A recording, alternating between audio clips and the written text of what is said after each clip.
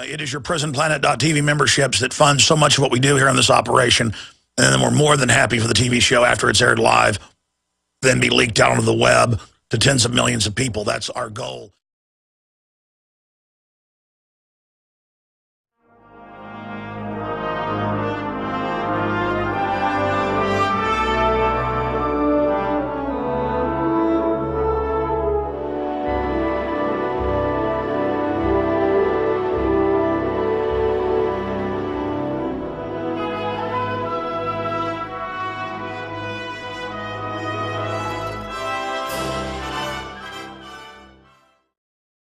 We've got Aaron Dykes' report coming up on this Wednesday edition, the 27th day of February 2013, where he breaks down the incredible open threat of Napolitano that, hey, don't cut our Homeland Security funding or the terrorist will strike. We mentioned some of this yesterday, but it's amazing.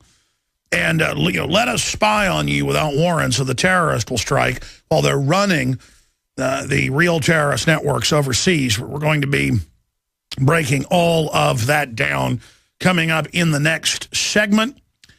And we are also going to have Katherine Albrecht, Dr. Katherine Albrecht, who's one of the leading researchers and voices out there exposing the smart slave grid, the smart meters, the RFID, the smart cards, the biometric thumb scanning, the drone robot takeover. So we're going to be breaking all of that down with her today here in studio. In studio with Katherine Albrecht. She's scheduled for an hour, but we might have her for a little bit longer to take your phone calls. I do want to take calls as well today here. We have a bunch of key articles up at Infowars.com because the Huffington Post and others have been running hoaxes that Hitler was actually kind of a nice guy and didn't take any guns. Well, they say he's a bad guy, but he was pro-gun, so they're trying to demonize us. Eyewitness, yes, the Nazis did confiscate guns, plus we have the Nuremberg trial and the Nazi gun laws. That's up at Infowars.com.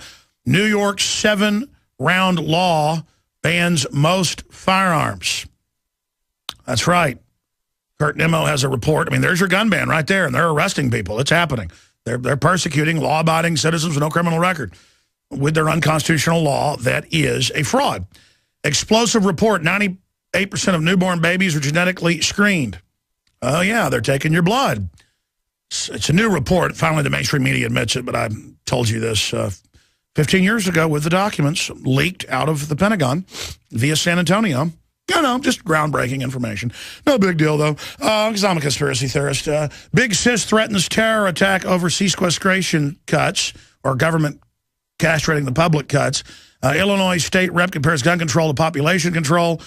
DHS to release 10,000 illegals while building new detention centers.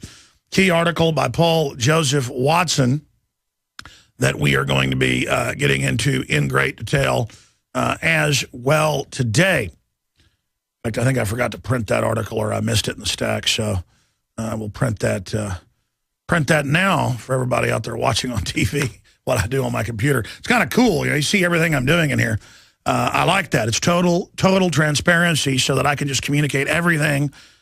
That's why the office listens to the show, because I sit here and I guess kind of have a public office meeting here on the air as well. I saw my stories, but I missed my featured news stack. Maybe it was mixed in with the others. But there is so much going on that we're going to be breaking down here today. We've got a bunch of special reports that we're going to be premiering here. Boner slams move to release detained immigrants when he's trying to release and legalize them all anyways with Obama. So this is all theater. I'm going to be breaking that down.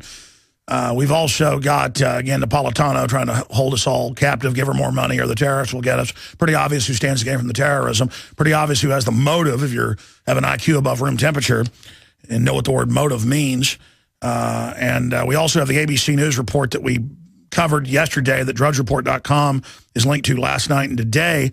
So it's now basically breaking nationwide. A local news, WAAY, ABC News, Alabama. City wants power to disarm individuals during any crisis. So there you go. It is all coming up today and more. I am Alex Jones, your host. By the way, I happened to be listening to Howard Stern this morning, monitoring it on my XM since I was on the show yesterday, and they said one of the most popular guests ever. They have a vote with the Stern fan club. I think they said 79% of the people voted that I was the best thing on the show yesterday. We'll be right back. America, Europe, and most of the world is being held captive by a private mafia cartel that has seized control of the world's financial systems and controls the planet, first through fractional reserve banking and now through derivatives kiting that makes any other form of Ponzi scheme pale in significance. And that is the system that we are facing. That is the big enchilada. That is the key to the lock to free our society, is that we have private megacorporations, only about 6, and most of the Fortune 500 are their interlocking subsidiaries. The few that aren't are being forced to sell out or being mopped up right now. It is a global corporate consolidation dictatorship into one huge combine. And its goal is to make us serfs and forcibly reduce population.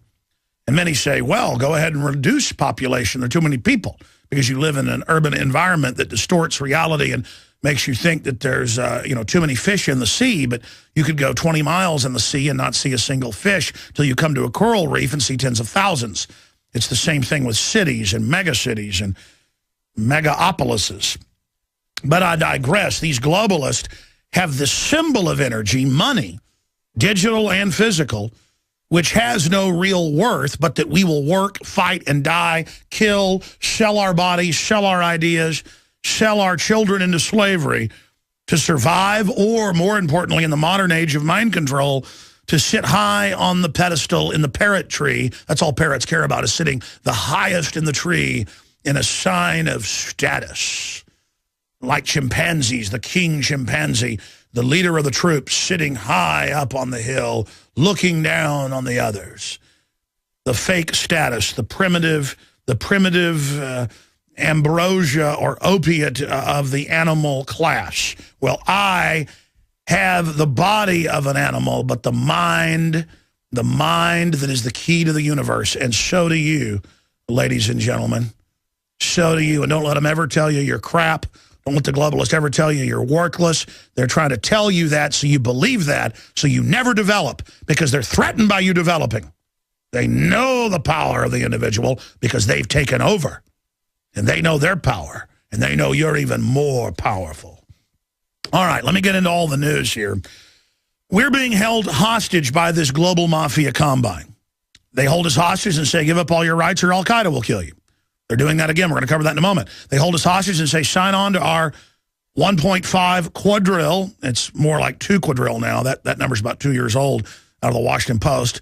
Our side of the debt, they tell us, that we don't owe is the 644 trill.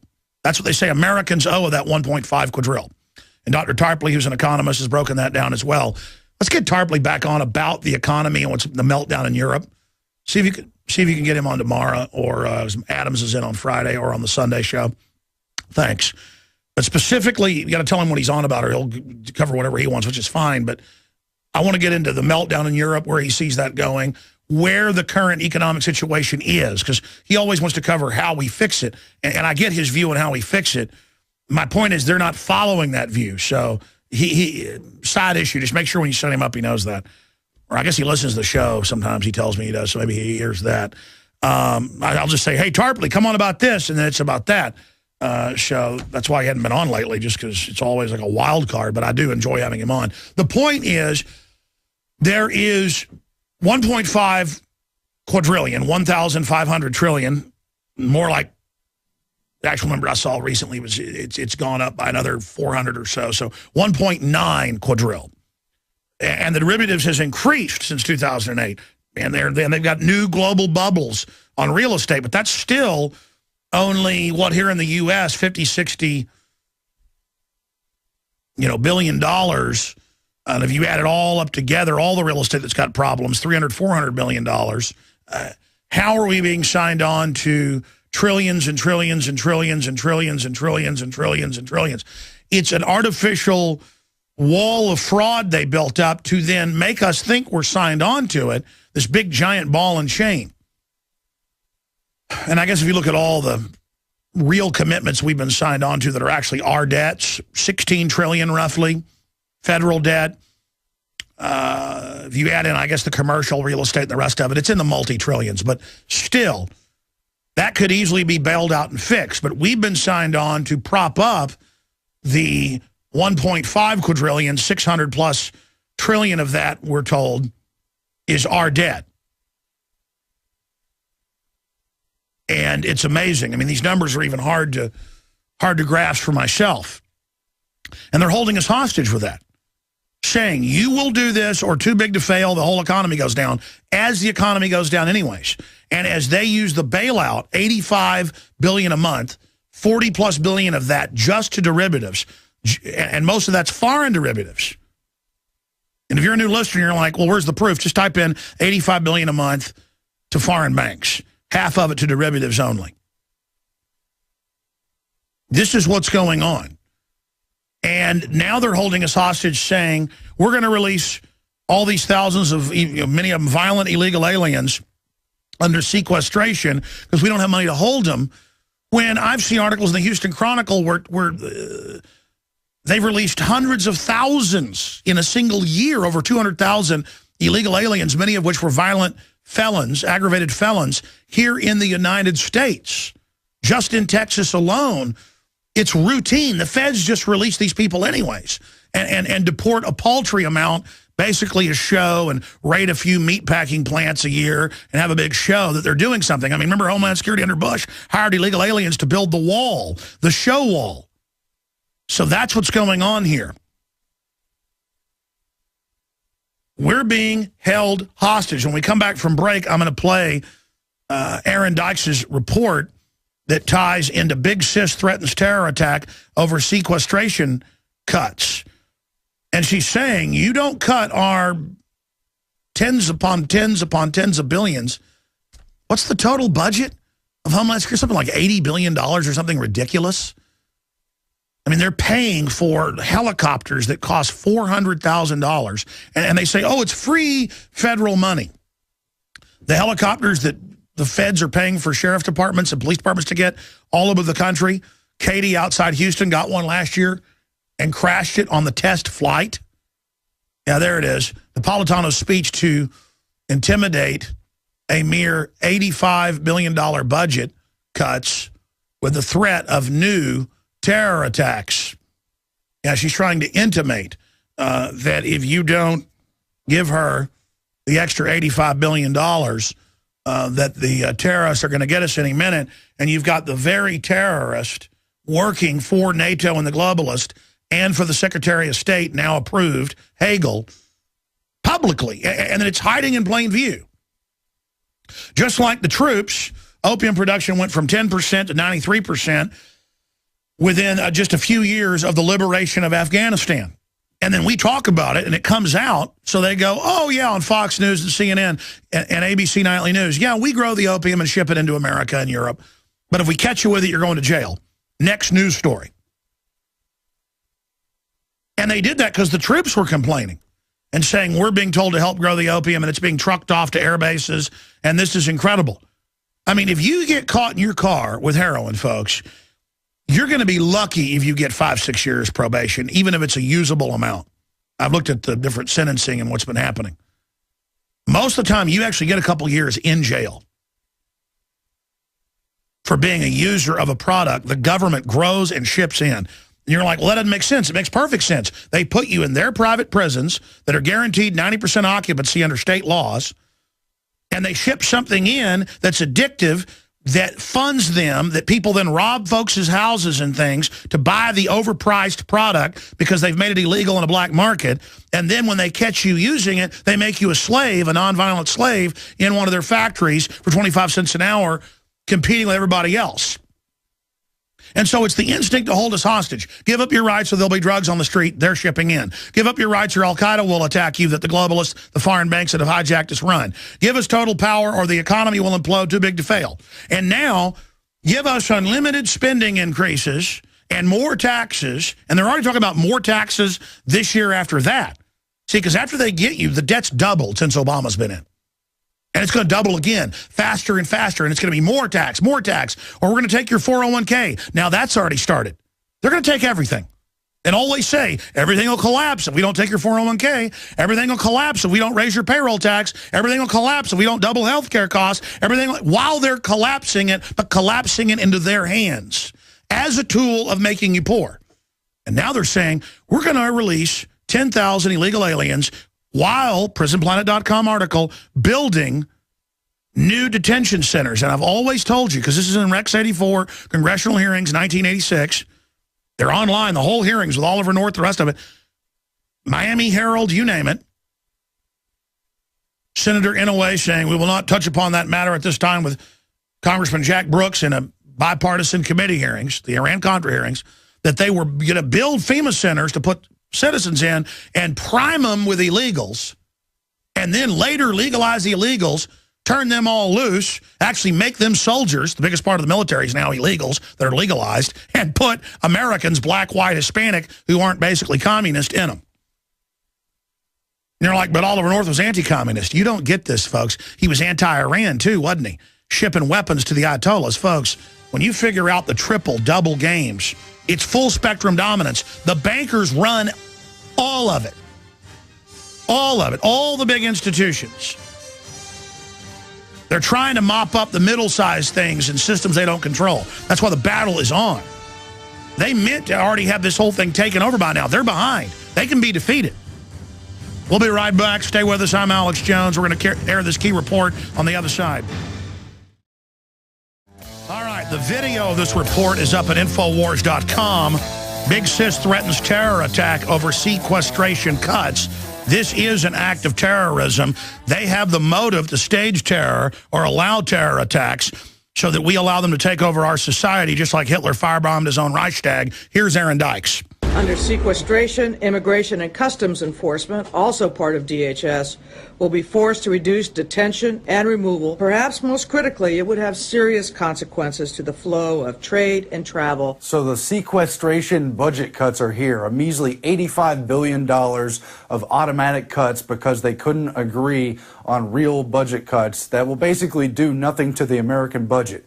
And yet in the news, we have Janet Napolitano, head of Homeland Security, openly making threats that if they dare touch her precious Homeland Security budget, there might be new terror attacks or there might be a new wave of immigrants illegally flooding across the border. Let's play a short clip of that right now. Look, I don't think we can maintain the same level of security at all places around the country with sequester as without sequester. Threats from terrorism and the need to respond and recover from natural disasters do not diminish because of budget cuts. Let's just call it for what it is. It's a veiled threat. It is terrorism, and we know who the real terrorists are. We've seen countless false flag events from 9/11 on down, from the phony underwear bomber scenario used to sell body scanners to the public, and of course, the setting up of Homeland Security itself to terrorize the people. We know what it is. The dictionary definition of terrorism is the systematic use of fear or terror as a means of coercion, and that's just what they're doing. And of course, Janet Napolitano says she's not trying to scare anyone. She just wants them to plan for what if there's not enough money for TSA to grow passengers, and what to do if there's longer lines and you have to wait to get on a plane, or if you're not able to make your flight. Average wait times to clear customs will increase by as much as 50%, and at our busiest airports like Newark and JFK, LAX and O'Hare, peak wait times, which can reach over 2 hours, could easily grow to 4 hours. Homeland Security and other national security figures, Napolitano on down, don't want the public to even think that these national security apparatuses can be targeted by budget cuts. So that's why they want to reiterate the fear. They admittedly did it during the Bush administration using their color-coded fear chart every time Bush was down in the polls, or that he faced re-election, or that the public was beginning to doubt that the war on terror was real. Now we see it again, as we already have in the Obama administration. The fear-mongering over checks won't go out, people are going to starve, people are going to go hungry.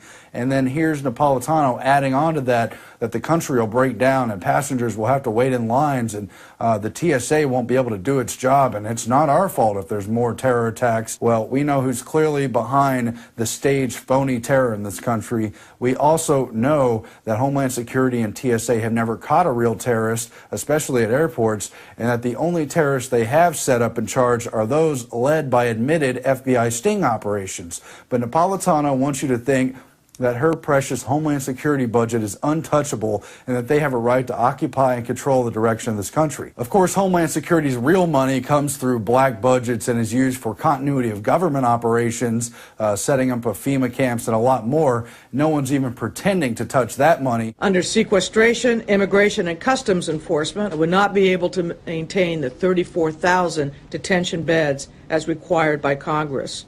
It would also reduce our investigative activities in areas like human smuggling. They want you to be afraid of a wave of illegal immigration, even though they're admittedly planning to give amnesty to more than 11 million immigrants and pretty much openly don't do anything to restrict the border. In fact, Department of Justice and others give weapons to the drug cartels, allow them to ship in their drugs and then launder the money on Wall Street. They just want to, again, control and instill fear in the American public. They're not going to do anything to stop illegal immigration one way or another, and they're certainly not going to stop terrorism, which they could just use to further their own agenda. We see through you, Janet Napolitano. We know that your odor comes from a defensive mechanism like a skunk or like a stink beetle to keep people away from your little precious jewel agency of Homeland Security. So they'll think they can't cut your budget, and you'll just excrete this defensive odor upon the people. Well, stop it. You're repugnant. You're repugnant to the Constitution. Get away from our Bill of Rights. Stop using it as your toilet paper. Signing off for Infowars.com, I'm Aaron Dykes. Hi, I'm Janet Napolitano, Secretary of Homeland Security. If you try to take our money that is rightfully ours, we will unleash a legion of terrorists on you, because we need our money to put our hands down your pants and create terror alerts and do all kinds of things to take away your freedoms, and to pay for targets that look like pregnant women and old men defending their homes. Those are the real terrorists. We'll be back. Ladies and gentlemen, we are live. Thank you so much for joining us. And I actually got about 7 hours sleep last night, so I am feeling really good right now. I want to take your phone calls ahead of Katherine Albrecht joining us. They're supposed to be in studio in about 30 minutes. Is she here? Has she arrived? Well, I look forward to having her here when she gets here.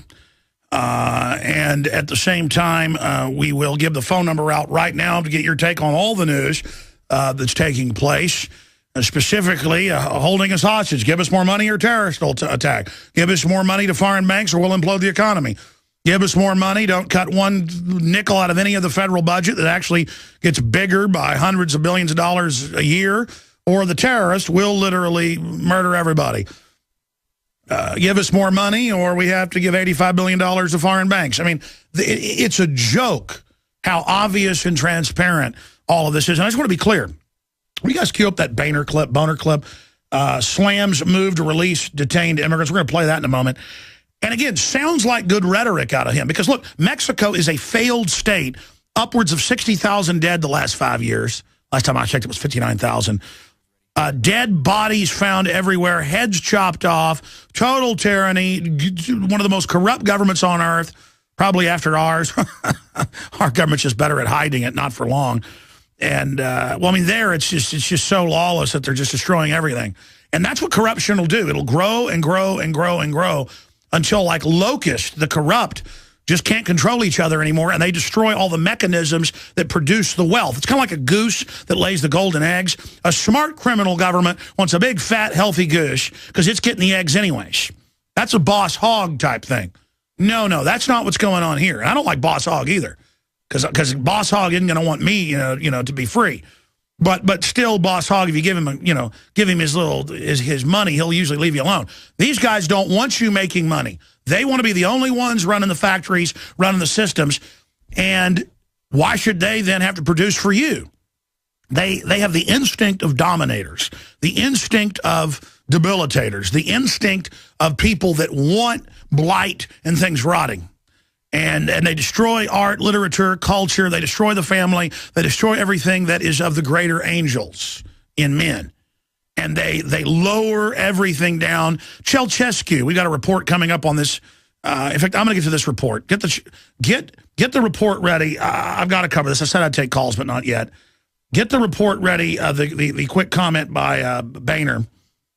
And then I want to play the clip, the special report that David Knight just did up at one of the big gun rallies in Texas, in Dallas, with a famous survivor of Ceausescu, who then came to the U.S., became a lawyer, and battled him in the international courts before he ended up being overthrown by his own people.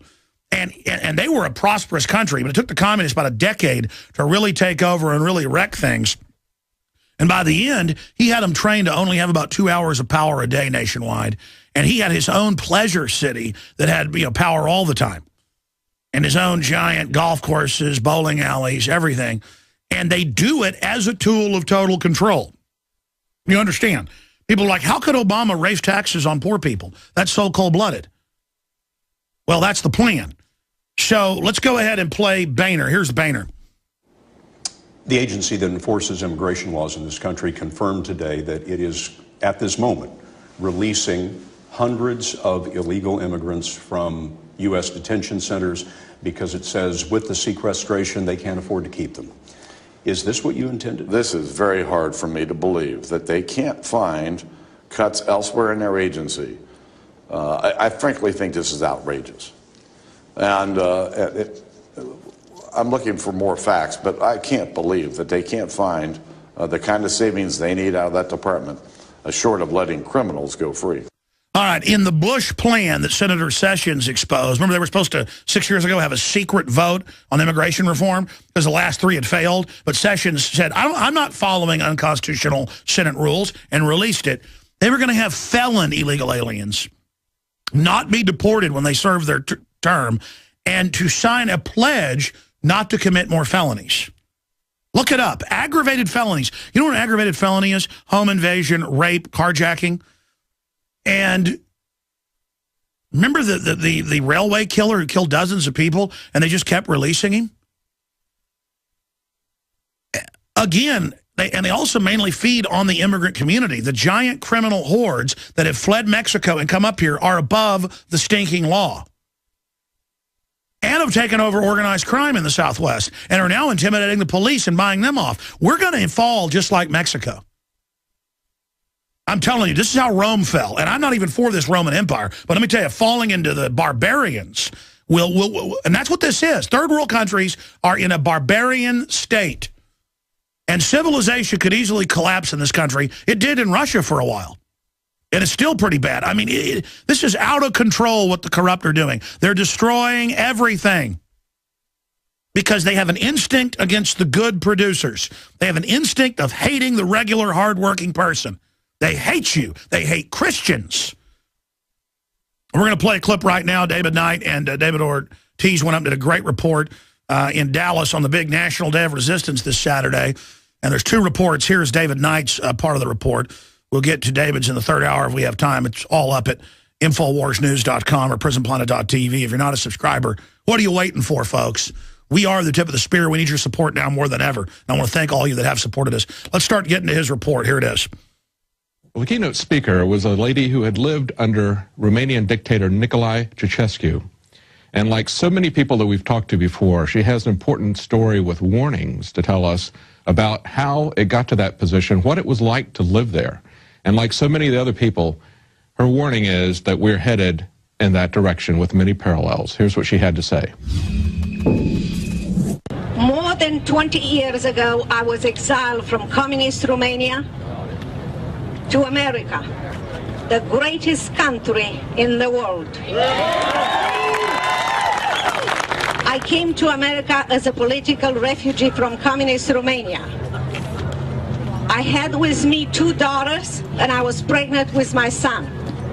I had no money, and I did not know one word in English. After mastering English, I was admitted, and in 3 years, I graduated from SMU Law School with 2 degrees, Juris Doctor and Master of Laws. After that, I established my own law firm. Meanwhile, I raised 3 children as a single mom. I am the American dream, but I should be dead, buried somewhere in an unmarked grave in Romania, according to the dictator Nicolae Ceausescu. The only thing that made my journey possible, fighting and winning against communists in Romania, is my decision to trust God to help me fight for freedom. If we lose freedom in America, there is no place to escape to. The socialist system is governed by the big government who owns all the means of production, distribution, and determines the good for its people. The socialist system replaces the free market with government control and eradicates private property, freedom of speech, freedom of the press, religious rights, and self-determination as a nation. In the name of promoting fair share, justice, and equality, the socialism turns most of its people into equally poor people. Equality means bringing the country's standard of living to the lowest level possible. Soon after Ceausescu was elected president, he governed Romania with an iron fist, as a despot and as a tyrant. According to him, we, the people of Romania, was his subjects, owned by him, and he wanted to make all the decisions for us. He nationalized big area of our economy. He eliminated the free market economy of Romania and replaced it with his dictatorial communist control. As businesses had to abide the government's new requests, rules, regulations, they started to produce low-quality products that we, the customers, were forced to buy at the price established by the government. He ruined our economy. Well, I was curious when she talked in her speech about Ceausescu taking away the free market and other freedoms, because I was under the impression that everything just came down like a hammer when the first communist dictators came in. But like Bert from Poland, who, if you remember an interview we had with him a few weeks ago, things didn't happen all at once, just like things are not happening all at once here in America. Now, Bert had told us that in Poland, it took several decades for the communist system to completely suppress and kill all the free market and private businesses that were there. And of course, once those were gone, things got really bad. But here's how Mrs. Prodan described the Romanian takeover. Of socialist and communist leaders, but he was the worst one. He was the only one who declared himself God, and he was the one who fought against Christians and churches, demolishing churches and putting Christians in jail. He made the secret police, Securitate, as his personal special forces, and he developed the informants. He was worse than Stalin, worse than Hitler. He killed many people. I am a miracle that I am alive. I believe the reason is that God protected me, and because in Romania being a woman means nothing. And he was shocked, a surprise, that I took him to court and I won cases, and I exposed him to Voice of America, Free Europe. Well, there's some interesting parallels between this dictator who thought of himself as God and American leaders who think they should control every aspect of our life. Here's what Virginia had to say about that. He changed our healthcare system for worse into a national healthcare system. Patient-doctor relationship vanished. Patients and doctors lost their freedom. Hospitals were administrated, and medication were rationalized by government to patients. Before socialists came to Romania in power, Romania was a rich country with a free market economy, a good health care and good school system. Bucharest, the capital of Romania, was called Little Paris. But with socialism and Ceausescu's strict control system, very soon Romania experienced a drastic shortage of food, fuel, energy, medicine, and all the other necessities. Well, it wasn't just a complete takeover of health care. Ceausescu also went after the guns. Using altruistic purposes, too many kids killed or hurt by guns. The socialist government immediately established gun control in Romania. It created a police system, Securitate, to control and silence everyone, including the media. The Securitate was the dictator's elite special forces, his loyalists, and a very privileged group of people. The dictator's ears and eyes, they were powerful and above the law. The secret police also recruited civilian informants. The youngest informant was 8 years old. Notice how the monopoly and force went hand in hand with the surveillance state. I was an attorney in Romania, and I am an attorney in America. Like you, I was born with a hunger for truth and freedom. But I was born in communist Romania, a land of lies and a prison land. Not one with real stone walls, steel bars, and watchtower, but a prison land nevertheless. The stone walls were the cruel and harsh life and treatment from the government. The bars were lies, and the watchtowers were the suspicions, anxiety, secrets, and fears. They were everywhere in Ceausescu's Romania. Living in that prison planet surveillance state, I asked Ms. Prodan what she thought of the watchtowers, and think about, as she describes it, think about the parallels between our current surveillance state. He had, like I said, secret police everywhere. I had microphones in my house, in my office. I had secret police outside of my home, 24 hours a day. They had informants, everything. He was able to listen. So we all live in a constant state of anxiety and mistrust, where one could be denounced for anti-government statement by anyone, a neighbor, a classmate, even a family member. For many people, the only way to avoid dictators' punishment, usually jail or death, was to remain silent, to blend in.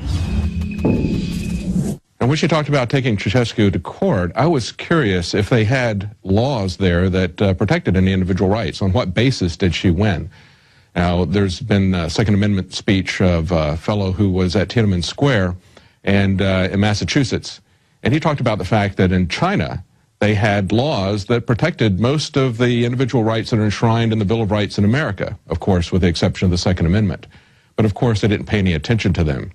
And a similar thing happened in Romania, but listen to how she described it.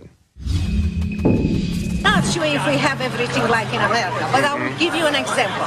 We have laws in Romania that will protect churches and Christians, but during the interrogation, the laws that I use them against the government, and you hear me saying that I won all of those cases. And the reason is because I use those cases that nobody else in Romania wanted to use or dared to use.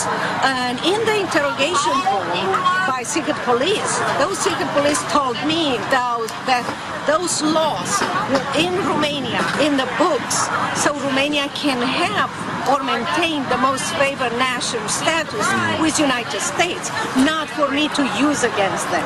But I was very determined to use, and I told them that going to law school, nobody told me that, and I really believe in those laws, and I'm going to use them, and So the laws there were just window dressing. Nobody really paid any attention to it. Isn't it very much like what we have with the TSA and with the Department of Homeland Security and with the NDAA? So many places where we have the laws in place, we have very clear constitutional protections of our rights, and the government just chooses to ignore it. But with all this surveillance, Virginia Prodan was not stopped. Listen to what carried her on. When you stand up and fight for something, it is surprising, it might be surprising for others to hear, but others will follow you. Or if they don't follow you, at least they will support you. So don't think that you are by yourself, because we are never by ourselves. I can tell you stories of unsung heroes in Romania who helped me from Romania and also Americans. Like I said in my speech, fear and faith are contagious. You have to make sure that you don't spread fear around you. Fight with your own fear inside of you. Win because God is with us and He can eliminate that fear and give us faith and courage. Spread courage around you, and you will be surprised how many people will be encouraged, and you will contaminate them. And one person can change a town, a city, a state, and then United States. Well, I love what she said. Faith and fear are both contagious. And so it's kind of up to you, isn't it? Are you going to spread faith, or are you going to spread fear? Are you going to encourage those around you, or are you going to be the weak spot that makes everybody else weaker? Well, every day is a day of resistance here at Infowars, and I hope you will join us in that resistance. I hope you will support our sponsors. And if you're watching on YouTube, I hope that you'll support Prison Planet TV. Buy a subscription there. You can give that out to 10 other people who can be watching it simultaneously. You can actually give it to more people, because it's very unlikely 10 people will be watching it at any given time. You'll also have full access to all the documentaries that Alex Jones has produced. So please consider becoming a Prison Planet subscriber. That's it for tonight. We'll be back tomorrow at 7 p.m. Central, 8 p.m. Eastern with the Nightly News. All right, and again, my plan with the Nightly News is to take all these great pieces they put together and air them here, and the crew did a great job. The big camera they took up there unexplainably broke or malfunctioned in the middle of the speech. They went with handheld, the little camera, and still got it all done. But unusual quality in the info. Sorry about some of the quality on the video, but the guys, it doesn't matter, got the job done. So great job to David Knight and David Ortiz. Now, expanding on that, that's the key I've always explained to you. And that woman is famous, what she did in Romania, what she did once she got out, exposing it, what she did. And you could see the light of liberty in her eyes. She's stronger. She's more beautiful of soul, of spirit, of everything, because she went through the fire. People get scared of the tyranny. They hear when I talk about the problems, and it scares them. My mission is not to scare you. My mission is to say, hey, we're in trouble. Become a leader, stand up, others will stand with you, others will follow. And what she talks about is so key. Anytime I've had little inklings of fear or the system's tried to scare me, immediately I could feel God there with me. And I know I'm doing the right thing. If you don't believe in God, justice, whatever you want to call it, doing the right thing, my programming. And it's like, I have faith. I'm going to stand against this. And the doors just open. The enemy is absolutely scared of people that love liberty. That's why they wear the black uniforms and the helicopters and the checkpoints and the secret agents on TV and the torture and oh, the sexy women torturing the people in Zero Dark 30 and how they're the good guys and how they're doing all that because it's an illusion they themselves have bought into. Most of them don't even know they're tyrants. Only the more high-level spy masters and global controllers know that. And, you know, my dad, through the church we went to in Dallas, helped with missions to Germany to get people out of East Germany. I've never really talked about that.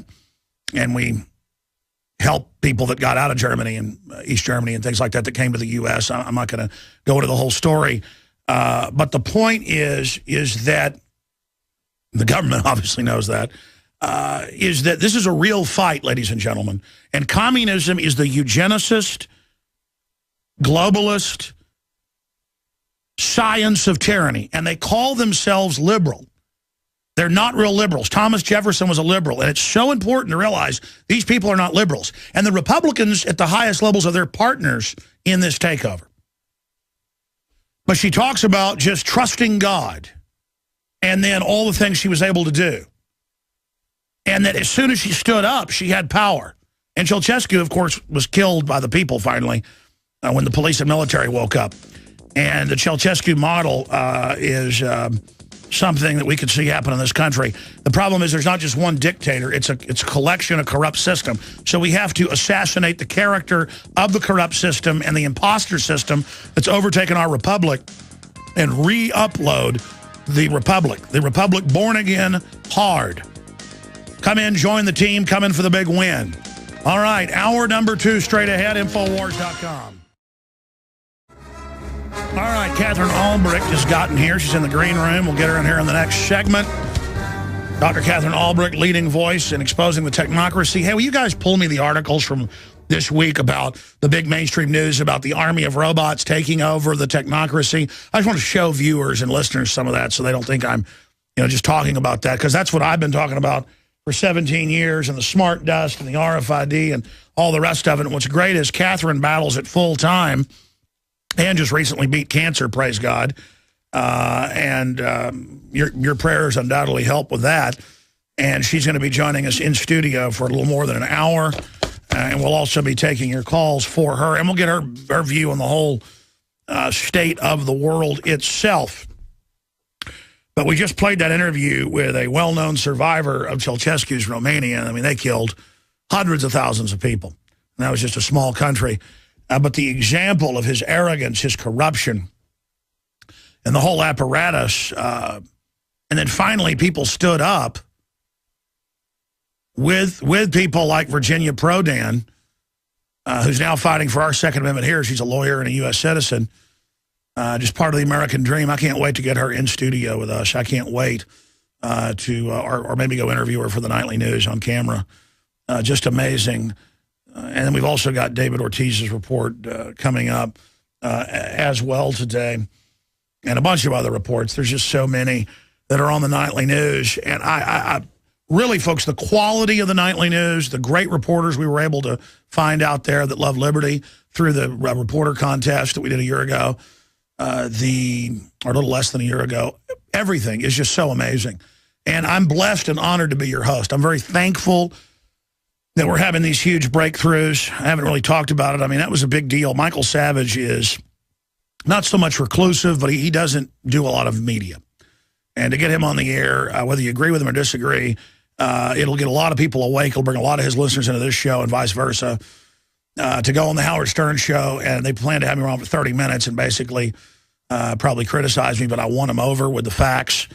And then they had a vote. I drove in this morning and heard the Howard Stern show. They said, well, we had the Howard fan club vote. A record landslide for Alex Jones is the most popular thing on yesterday's show. It was like 79%, I think. The point is that people are like, why would you go on the Howard Stern show? Well, because it's super pop culture and super big in Hollywood and super big in entertainment. And if I can go on there and win those people over, because everything I talked about, they're like, wait, I did hear about that. Well, I did just search that. Well, that's true. Well, that's crazy. And I'm on there saying, don't drink the fluoride. Don't take the Prozac drugs. Don't eat the GMO.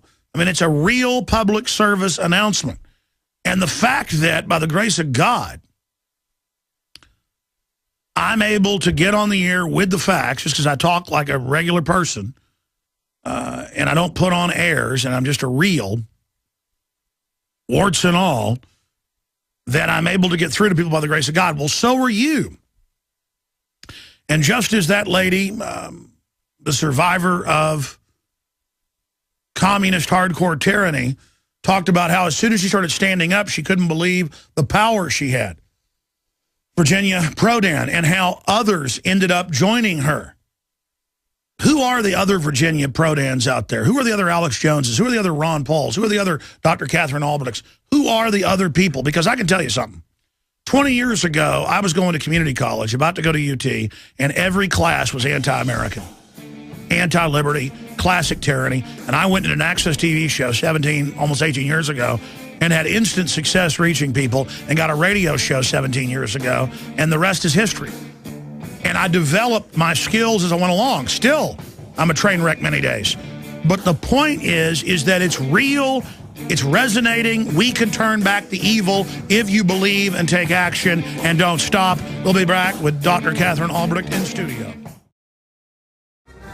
Ladies and gentlemen, it is the 27th day of February, 2013 on this Wednesday edition. We are now into the second hour. Wow. Howard Stern yesterday, and they said they had a record landslide vote of their Howard Stern fan club, Howard Stern TV members, and 79%, I was driving in this morning and heard it, said that I was the best part of the show. And again, you're like, well, that's a horrible, vulgar, whatever show. The point is the media listens, it's very popular, and that's how we wake people up to the New World Order, is by going out there and going on Piers Morgan and going on Howard Stern's show and talking to Robin and getting Michael Savage on here. This is the success of liberty. This is what we can do. Expect to get more affiliates. Expect to win battles. Evil is not invincible. We aired a piece last night of a famous lady in Romania who fought against Ceausescu and then beat him in court, got kicked out of the country, but helped wake others up, and she and others' activities led to the final overthrow of one of the most brutal dictators in the Soviet era there in their satellites. You are the resistance. You have power. Most people that are part of the corrupt system have never thought about it. They believe the false reasons they've been given for it. But as things get more oppressive, as things get more obvious, and as things unfold that Katherine Albrecht and myself and Ron Paul and G. Edward Griffin and countless others, Bob Chapman, the list goes on, as more and more of what we talk about manifest and people see the ugly side of RFID, or face scanning, biometrics to buy and sell, or drones, or checkpoints, or arbitrary courts, or the police state, or psychotropic drugs. As all this manifests, people are going to remember the seeds we planted today. I can't tell you how many times I plant wildflowers on my little 9-acre plot of land outside Austin, and they sprout better the next year than the year I planted them then, because wildflowers kind of sprout when they like the weather. And so I planted stuff 2 years ago that just is starting to sprout even better than it did, and I didn't plant this year. We're having kind of an early, hope it isn't a fall spring. It's the same thing. It's like rocks in the pond, as it's been said a billion times, send out ripples forever. Just keep throwing rocks in the pond, ignore the enemy propaganda, and understand that we're going to take humanity back. And that if you ask God to help you and just trust in God, as the last piece we aired broke down, that God will take you the rest of the way. And that even if bad things happen to you, which usually don't happen, actually. She was talking about how surprised she was, the lady that fought the Ceausescu, that it was the enemy that was scared. It was the system that freaked out. That's why they tried to intimidate, because they are the ones that are afraid. We don't need to be afraid of the New World Order. We need to be afraid of not resisting them and letting them fully take over. We can control our own destiny with God's help. Now, for this rest of the hour and then 30 minutes into the hour after that, speaking of an example of resistance, Dr. Katherine Albrecht hosts a syndicated radio program right here on the GCN Radio Network. The Katherine Albrecht Show is a highly effective privacy campaigner and sought-after public speaker and technology expert and author of numerous best-selling books and films. A popular media commentator and dynamic radio personality, she has spearheaded the worldwide movement against RFID tracking going all over the world and implant technology since 2003. Her unique brand of knowledge, coupled with her passion and truth for freedom, have earned her a devoted listening following, and she also does great news vignettes. KatherineAlbrecht.com, spyships.com, WordPress.com, KatherineAlbrecht.com. And she's here in Texas with the report we broke, I don't know, 6 months ago, 5 months ago, whatever it was, that then got into the news, with the family where they told the daughter, you've got to wear an RFID chip. Even when you leave and go on the school bus, you have all the reports where they're watching kids on their laptops at home. Court says that's okay. Big brother. You know, it's okay to have cameras in the toilets. It's okay to make people thumbprint to buy and sell. The banks are now demanding it. What will they do once the cashless society's in? Turn off your thumbprint if you're not a good globalist. They've said that. A no-fly list, a no-gun-buy list. That's why this is so important. Add fees. You know, you got a Bank of America card, $5 every time you use your money. There was a backlash today, but Bank of America said, we're getting with the other banks. We're going to do it all together so you have nowhere to run. And Katherine Albrecht joins us to get into all of this and where we are today, and to dovetail it with this article. For TV viewers, you can see it here on the document cam. Activists launch campaign against autonomous weapons killer robots. Must be stopped. Now, I've been saying this for 15, 16 years when I read what MIT had planned. All Air Force will be drones. All combat troops will be robots. And a robot can be a Humvee that is robotically controlled, but also self-picking its own targets, autonomous as they call them, with a large semi-auto or full-auto 50 cal missiles. Now, I saw this 14 years ago at urban warfare drills, and I talked to Marines off record, including a colonel, that were like, listen, Jones, this is nothing. You ought to see what we've got. This is 20 years old. And I said, well, what is it? And they said, well, you've seen movies like this, seen movies like that. Then I got in contact with some of them afterwards, and they told me what they'd seen, just like those stealth helicopters you saw crash in the bin Laden raid, the so-called bin Laden raid. Yeah, I mean, that was like 30-year-old stuff. Folks, they got stuff that will blow your mind, and they want to roll it all out because the automated system can just be programmed by the globalists and forget the military saying no, like Ceausescu's people in Romania or Operation Valkyrie when the German military tried to overthrow Hitler. You get rid of that when it's all the robots. And with our tax money, they're building this technocracy. That's really when I woke up Howard Stern yesterday and Robin, was I said, you know, Bill Joy wrote in Wired Magazine, The Future Doesn't Need Us. He went to an elite meeting. They said they plan to get rid of the vast majority of the public. And that's in all the technocracy publications. And Howard's like, well, there are too many people. I go, yeah, but they're going to get rid of you too. Did you get a memo not to drink fluoride water? No, Howard, you're being targeted. And see, as soon as people get that, doesn't matter you're worth $300 million, Howard. You're not in the top technocracy. You didn't write Ecoscience.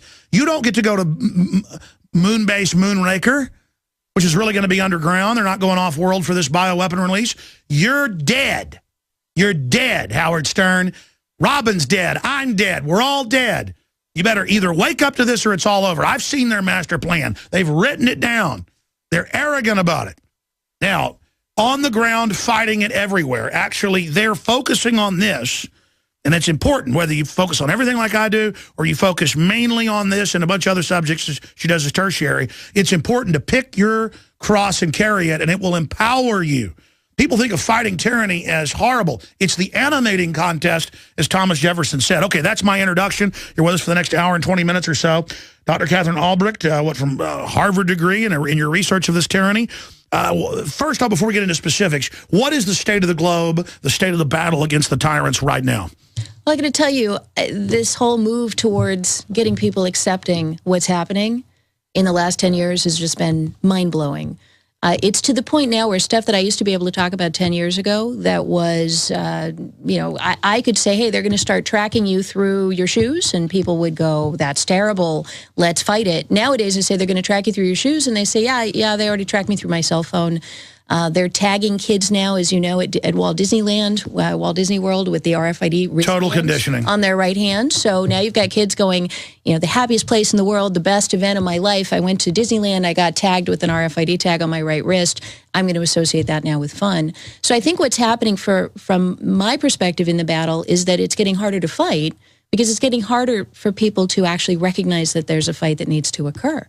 So as these technologies move forward, even there in San Antonio at the schools, a lot of the parents say, yeah, I guess, track my kid. What's the big deal? It's a normalcy bias. It is. It's a Stockholm syndrome. And it's new. It's new. This was not the case 10 years ago. When I first started fighting RFID, all I had to say was they're going to track you. And people went, we got to stop it. Now I say they're going to track you. And they're like, yeah, and your point? No, it's like, hey, the NSA is listening to you illegally. Yeah. Hey, they're torturing people, including their kids. Well, you got to torture kids. That's Christian. It is. It's like the normalization of torture, the normalization of the kinds of foods we eat, the normalization of the expectation we're all going to be sick and chronically ill, that's just part of life. By the way, congratulations beating breast cancer. Thank you. With God's help. Thank you. Absolutely. That was quite How is that going? That's actually going really well, and I'm going to be starting a new clinical trial at Cornell in New York with a woman who I actually believe may have cured breast cancer. Well, you know, they've come up with a lot of cures or treatments that are close to cures, but they get shelved. Right. The establishment doesn't. This one's interesting because it's being run through Cornell, which is an actual academic university. They're certainly in the inner circle, if you want to call it that. But because the drug itself, it's called tetrathiomolybdate. It's just an ammonium salt of molybdenum, you know, from the periodic table. It doesn't have any.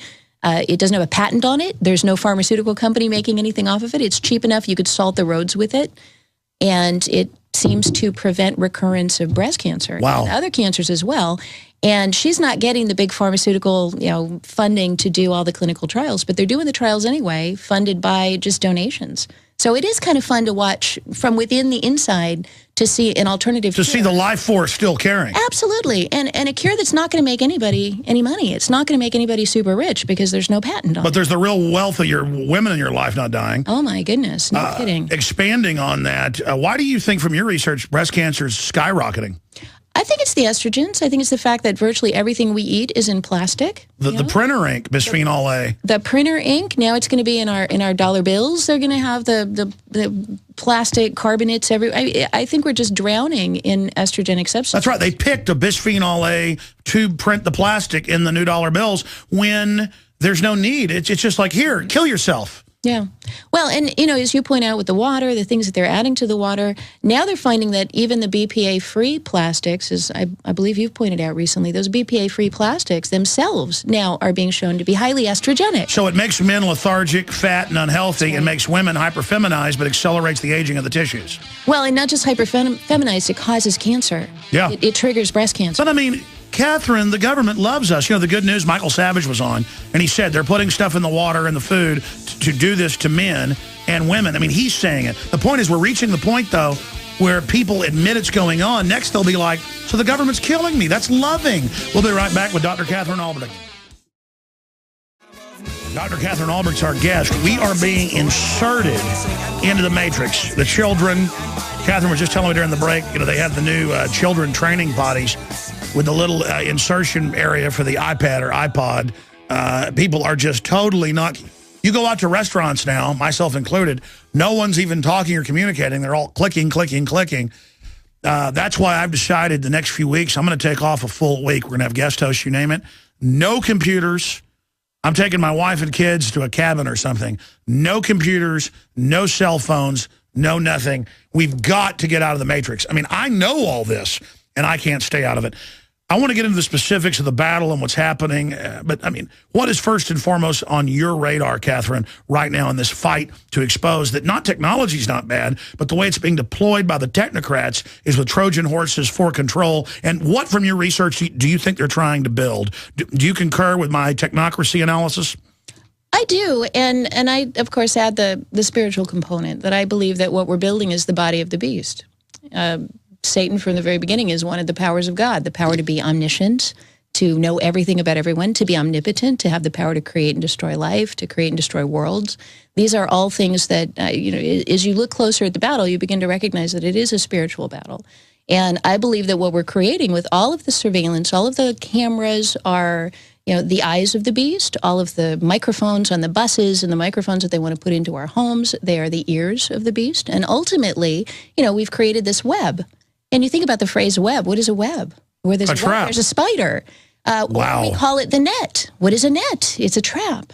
So somewhere there is going to be a spider who's going to come and occupy this web that we've created, and it will have reached its tentacles into every aspect of our lives at that point. So, it's almost like sensing like you've got the Calistoga wagons and everybody's just out there camping and having a great time, but you don't realize they're being surrounded by the enemies all around. And there comes a moment when they're just going to leap out and say, we're going to pull the noose now. So they already are. They're already saying, no judge, no jury, you can't own a gun, veteran. You're in a technocracy now. Face scan to buy and sell. It's all going in right now. The spider's already sitting there. It's a eugenics-based worldwide extermination grid, and I've studied the elite. They happen to be Luciferians. You're right. It's a giant, murderous, blood-drinking spider that worships Lucifer. Mm-hmm. And I guess it's called the beast. And its eyes, its compound eyes are just everywhere. And it's growing more of them. And now it's launching in the sea, the air. It's smart dust. You know, the companies themselves talk about this. And if people say, oh, Catherine, she's just this Christian, and, you know, you don't have to listen to that. Much of this comes from the other side. No, though they say it will achieve consciousness, and then we, the elect, will merge with it. Yes, absolutely. They are the ones giving it this religious spin. They're the high priests that plan on climbing into it, as if it's going to let them climb into it. Exactly. And you've got now Ray Kurzweil, who is the head of engineering now for Google. He's the guy who looks forward to the singularity when we actually merge with these machines. And he says, we're like bugs. He says we're like bugs. Yeah, and if you don't merge with the cybernetic system, well, it's like stepping on a bug. My goodness. All right. Well, and what they're aiming for, and again, taking it back to this idea that Satan wants the powers of God, it's a form of immortality, which I believe is hell.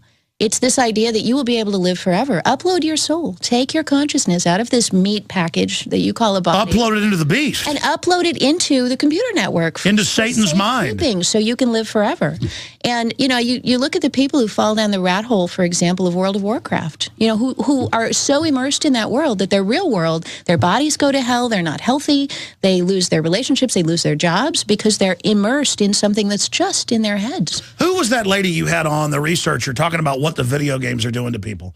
I've had a number of... Maybe we should have you talk about that. Fascinating stuff that's happening with the video games because... These men don't want to be with their wives. The women don't. They just... You hear people die playing video games for like 3 days straight. They do, especially over in China. They've now... You'll love this one, Alex, because talk about tyranny.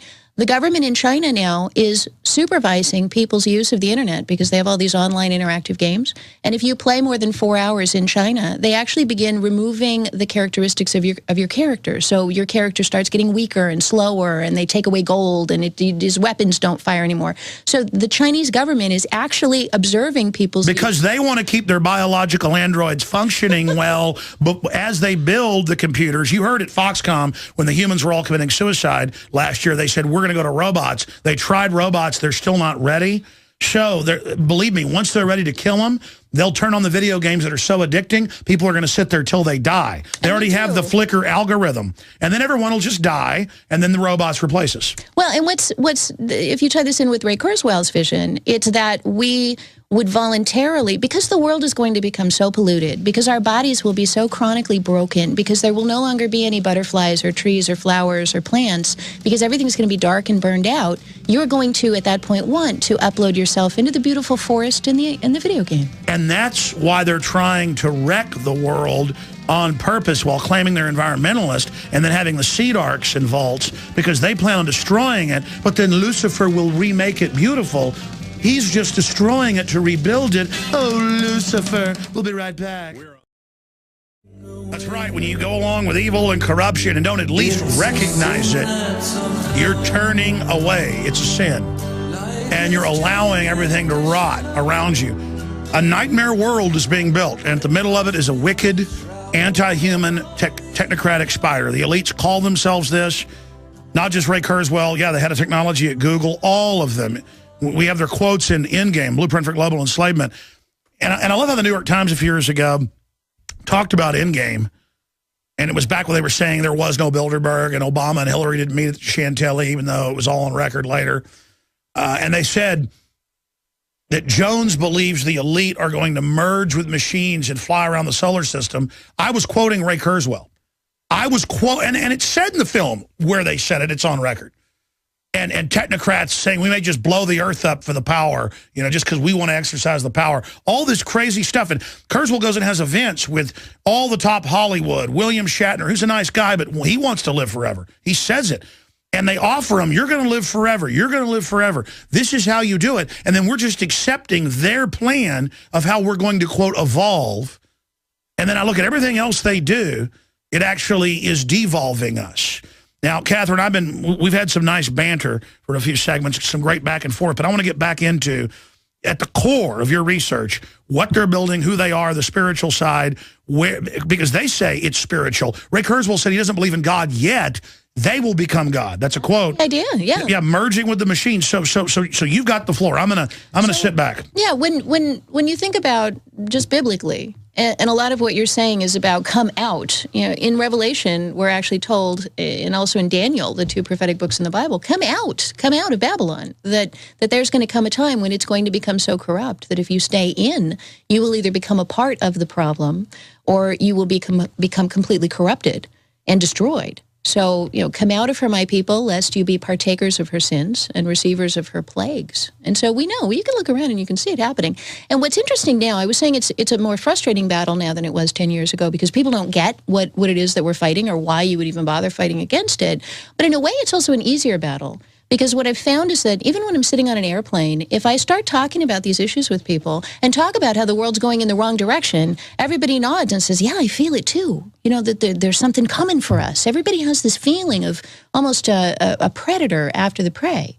And I think we're all beginning the spirit is warning them. We're feeling this sense, the get out, run, something's coming. The spirit. Everyone's feeling it. And in that sense, I think, and of course, ever since my cancer battle, I don't know how many more years I'll even be here. So I've been much more open about sharing what I believe is the real end game, what's really happening. Did that boost your discernment facing death? Absolutely. Oh my gosh, it put me in a completely different place. I was just speaking to a wonderful friend last night who was helping out here as I'm traveling around and saying, for the first time in my life, I actually feel wise.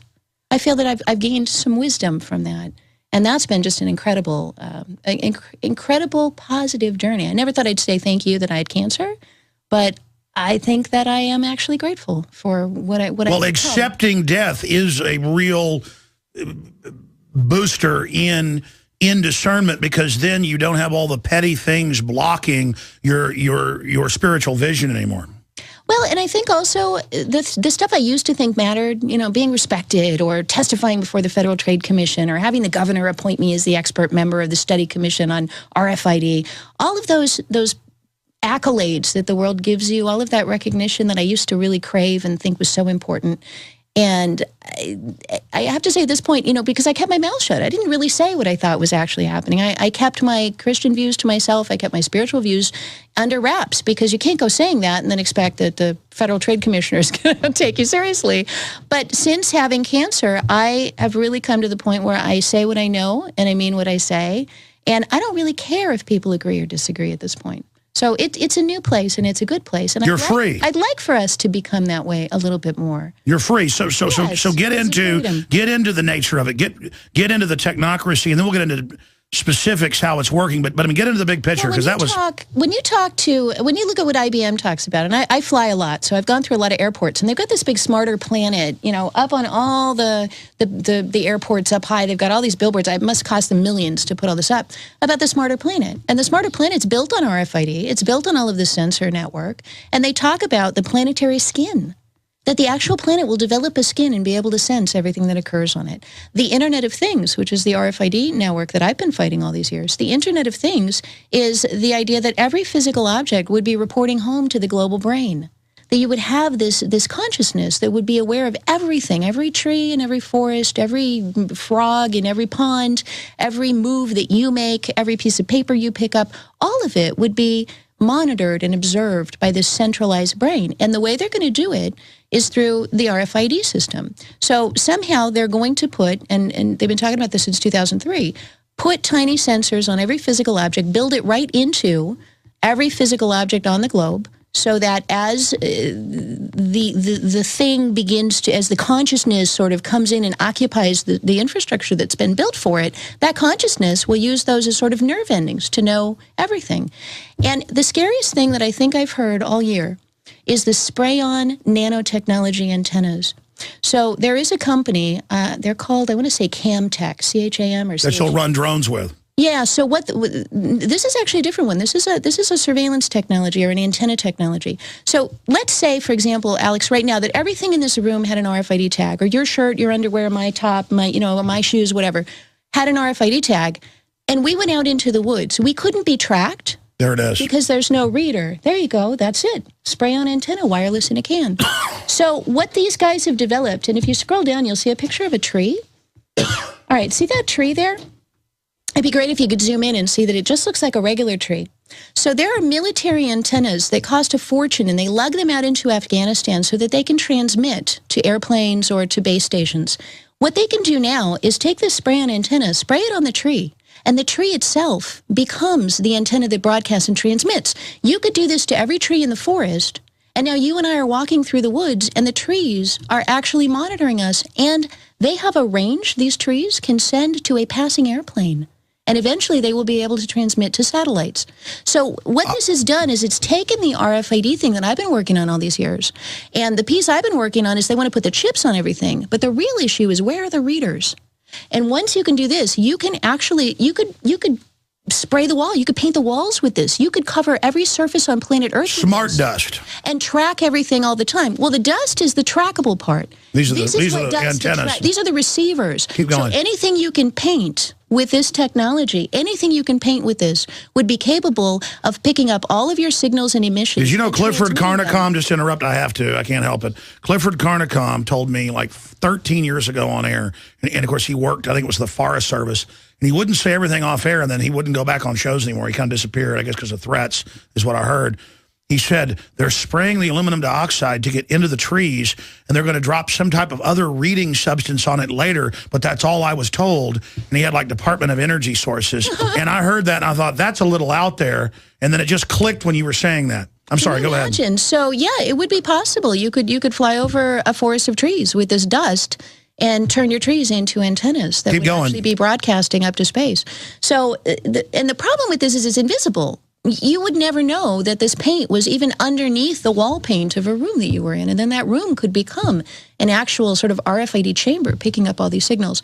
So when we're talking about this web, and something shocked me the other day, it was the realization that we've only had iPhones since 2006 or 2007. I want to say it was 2007 that was introduced. Can you believe that it's only been 6 years that this technology came out? And they're ubiquitous. It's like part of your body. Everyone is staring into the device and clicking and thumbing. And if you don't have one, you're behind the times. This is a 6-year-old technology, Alex. And so now you say, well, if we're all carrying around now our unique sort of global brain connectors because we're checking into this thing that's linking us to the global brain. And now all they have to do is build the remainder of the infrastructure, and it's done. And then launch the drones to kill us. No, there's many ways they can kill us. Drones are just one. And that's why Bill Joy, I go back to that 1,000 times, wrote Why the Future Doesn't Need Us back in 2000 in April. And he said, I went to an elite conference with other billionaires, and we said, do we kill everybody or just let people play video games and have a good time? And the answer was, that's bad for the earth. We're going to kill everybody. And then their answer is, we tell you we're going to kill you and you don't care. Well, you know what? I care and you care. Yeah, and one of the ways that they're killing people, and I've observed this. If you go into even just a standard supermarket and you look at the extra large tub of peanut butter versus the little small thing of peanut butter, the extra large tub of peanut butter, which is meant for the big prodigious families, contains horrible ingredients that aren't in the small container. I've been noticing this lately. That the bulk containers... No, the technocracy admits they've done that for themselves as escape doors. Absolutely. But as they shut it down, the eugenicists are now discovering, first it was 80% they were going to kill. Then it was 90% in their literature. Now they're going, actually, we're going to kill 99%. And so the people that are part of it are begging, what do I do to be part of that? Wow. And this is a whole cult where they get off. I'll see them out in public. I go, you're a professor, aren't you? You're a eugenicist. I'm not talking to you, Jones. This happened 2 weeks ago at a coffee shop because I could tell the guy was looking at me going, oh, yeah. And I went, you feel powerful because you're in on this. He was like, get away from me. But, I mean, the point is they're out there like a cult. It's like body snatchers. Yeah, and even Nancy Pelosi, what was the first thing she did when she got elected to Congress? She redid the congressional dining hall to be all organic food and to get rid of all of the high fructose Monsanto, the communist Chinese. All the elites are obsessed. But listen, you're asking me questions. Keep rolling with all these points. Yeah, no, it's absolutely the elite, if you want to call them that. I call them the pond scum. They're the people who think they're the cream that has risen to the top of the milk, but they're the fools that think they won't reap what they sow. They're the fools think that they can do evil and get away with it. Well, and they view themselves, and I know this because, you know, I went to Harvard, and I go to a lot of these meetings and a lot of these government meetings and such, and they really do view themselves as being smarter than everybody else and really being in a position to kind of direct everyone else's lives. So, you know, the pond scum, the algae that chokes out the oxygen for all the rest of us, this really is their view. And they have built escape hatches. They don't send their kids to government schools. They send their kids to elite prep schools. With armed guards. With armed guards. And they don't eat the food that they expect the rest of us to eat. One of my favorite stories was when John Kerry was doing a promotional, smile and greet at Wendy's restaurant. And there he was, and he's shaking hands with the person in the Wendy's apron, whatever. And they put the food in front of him, and he wouldn't touch it. Wouldn't touch it. Wouldn't put a bite in his mouth. And then afterwards, this got written up because they said, oh, he's an elitist. Because afterwards, he went out and got into his little mobile van, and the local country club brought him a 4-course meal. But the fact that he wouldn't even put it to his lips, you would think at least for a photo opportunity. He did one. He did one. Journalism was, that the journalists were watching you, the cameras were on you. You'd at least take a bite. But he didn't even touch it. And who's he married to? Teresa Heinz of Heinz. And what does Heinz do? They're part of the whole system that provides the food. And they're all eugenicists. You can take any of these people and research what they give money to because their charity stuff is public. It's all to eugenics groups. Whenever the Secretary of Treasury got like $200 million himself of bailout money and got the waiver from himself to do it, they went and looked and he gave like half the money to eugenics organizations. I mean, they are dedicated to this. That's wild. That's wild. Did you hear about Zuckerberg giving money to the Life Extension Group? Yes. Yeah, no, this is their deal. Those are the folks who want to live forever because that's the animating spirit behind all of this. There's an animating spirit that was put in motion way back in the Garden of Eden. What was the promise that the serpent made to Eve? I'll make you God. You will have the power. You will have the knowledge of good and evil. And, of course, God said, well, if you do that, you'll surely die. And he meant if you bite into the apple and embrace the technology, the knowledge that's going to come from that, your whole species is going to die. He didn't mean Adam and Eve right then. He meant your entire community of the future is going to die. If you become, because Satan can't create, he has to use God's creations made in the image of the Creator. The devil isn't creative. He is literally using us to build his master temple. Indeed. And that's really how I view it. And I've been asked before, the people who are developing this technology, do they sit around and worship black candles and have pentagrams? And, of course, you've exposed that some of them do. But in my experience, many of them are just day-to-day trying to pay their bills, trying to pay their mortgage. Yeah, but at the very top, they don't worship the devil. They worship the beautiful white angel. And they believe there's Lucifer, but they see it as the angel of light, and that no, Lucifer's really God, and this is a bad creation. And we've got to do this to save the earth, and they'll work 20 hours a day to bring Lucifer in. And then you look at the fruit of it, though, because the Bible tells us I agree, it's horrible. To judge a tree by its fruit. And so you can say, what is the fruit? And I challenge anyone out there to name a technology that's really gotten a hold that doesn't have a downside. We open our book Spy Chips talking about, we have a quote from C.P. Snow, a New York Times journalist, and he says, technology is a queer thing. It gives you great gifts with one hand, and it stabs you in the back with the other. And it really does feel that way. You look at everything from pesticides. Our grandparents thought in the 50s that better living through chemistry, that was going to save us. It was going to eradicate the mosquitoes with DDT. And look at the outcome of that. We don't have birds. We don't have butterflies. We don't have diversity. And we're not living as long as we used to. Wait, we have Monsanto. Exactly. So you tie all that in. What did the pesticides lead to? Well, they led to the rise of Monsanto. And this is all just the launch pad. The reason people are freaking out is the new age, and not the one that people talk about, the new technological hyper dark age, where it's a technocracy dark age against the spirit. It's here, and everything we've seen built up, we're now at the edge of the cliff. Now the real plunge is about to happen. And that's why everybody's like,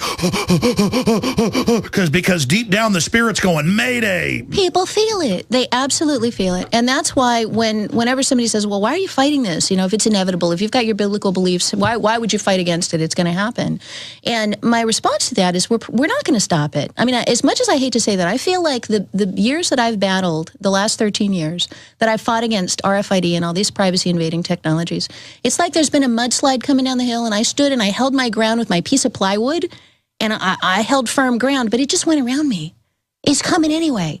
So we can hold our little pieces, and I encourage everybody to do that, because the longer we can hold a space for our family, for our children, for the future, for posterity, the better, and the more people we can inform. But ultimately, this stuff is going to be a mudslide rolling down the hill.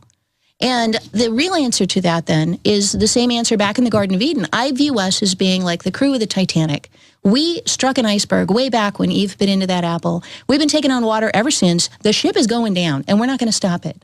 But when you look at the actual Titanic, the reason so many people drowned, do you know that those lifeboats were half empty? They hadn't trained, they didn't know, and they told the poor, stay down there while the elite went to the escape hatch. They did. That's why the patriots need to move to the lifeboats right now. Absolutely. Long before everybody else does. The elites have already moved to the country and moved to the middle of nowhere with armed guards. Whoever can, even you've got to get ready, folks. And I I think a big part of that, too, is the job that you and I do, which is a job of sounding the alarm, because the crew on the Titanic didn't do a very good job, did they? Because people kept dancing. They didn't want to jump out into the dark cold in a boat. They were in denial. Believe it. It was a great example of learned helplessness or denial about a situation you're in. But this ship couldn't possibly sink. Look, the lights are on, the music is playing. And I think a lot of people still have that attitude today. Look, I still have my video games. And I'm like, cancer's up 3,000%. They're like, never mind. And we'll be right back. Incredible. Stay with us. I'm the voice saying I'm not going along with the tyranny. I'm the voice. You're the voice saying no to the technocrats and that we see through their agenda. They don't want our guns to help the kids. They want our guns to enslave us. They don't want us eating GMO so we live longer. In all the studies, it kills the rats. We know what it's doing to us. We know what their technocratic plan is. Total world government, where they kill us and they live forever. They're a bunch of delusional crazies that have seized the human brain trust and used it to take over the world. And I want to say something. We're going to talk about this in the next hour. So we'll do this the whole next hour.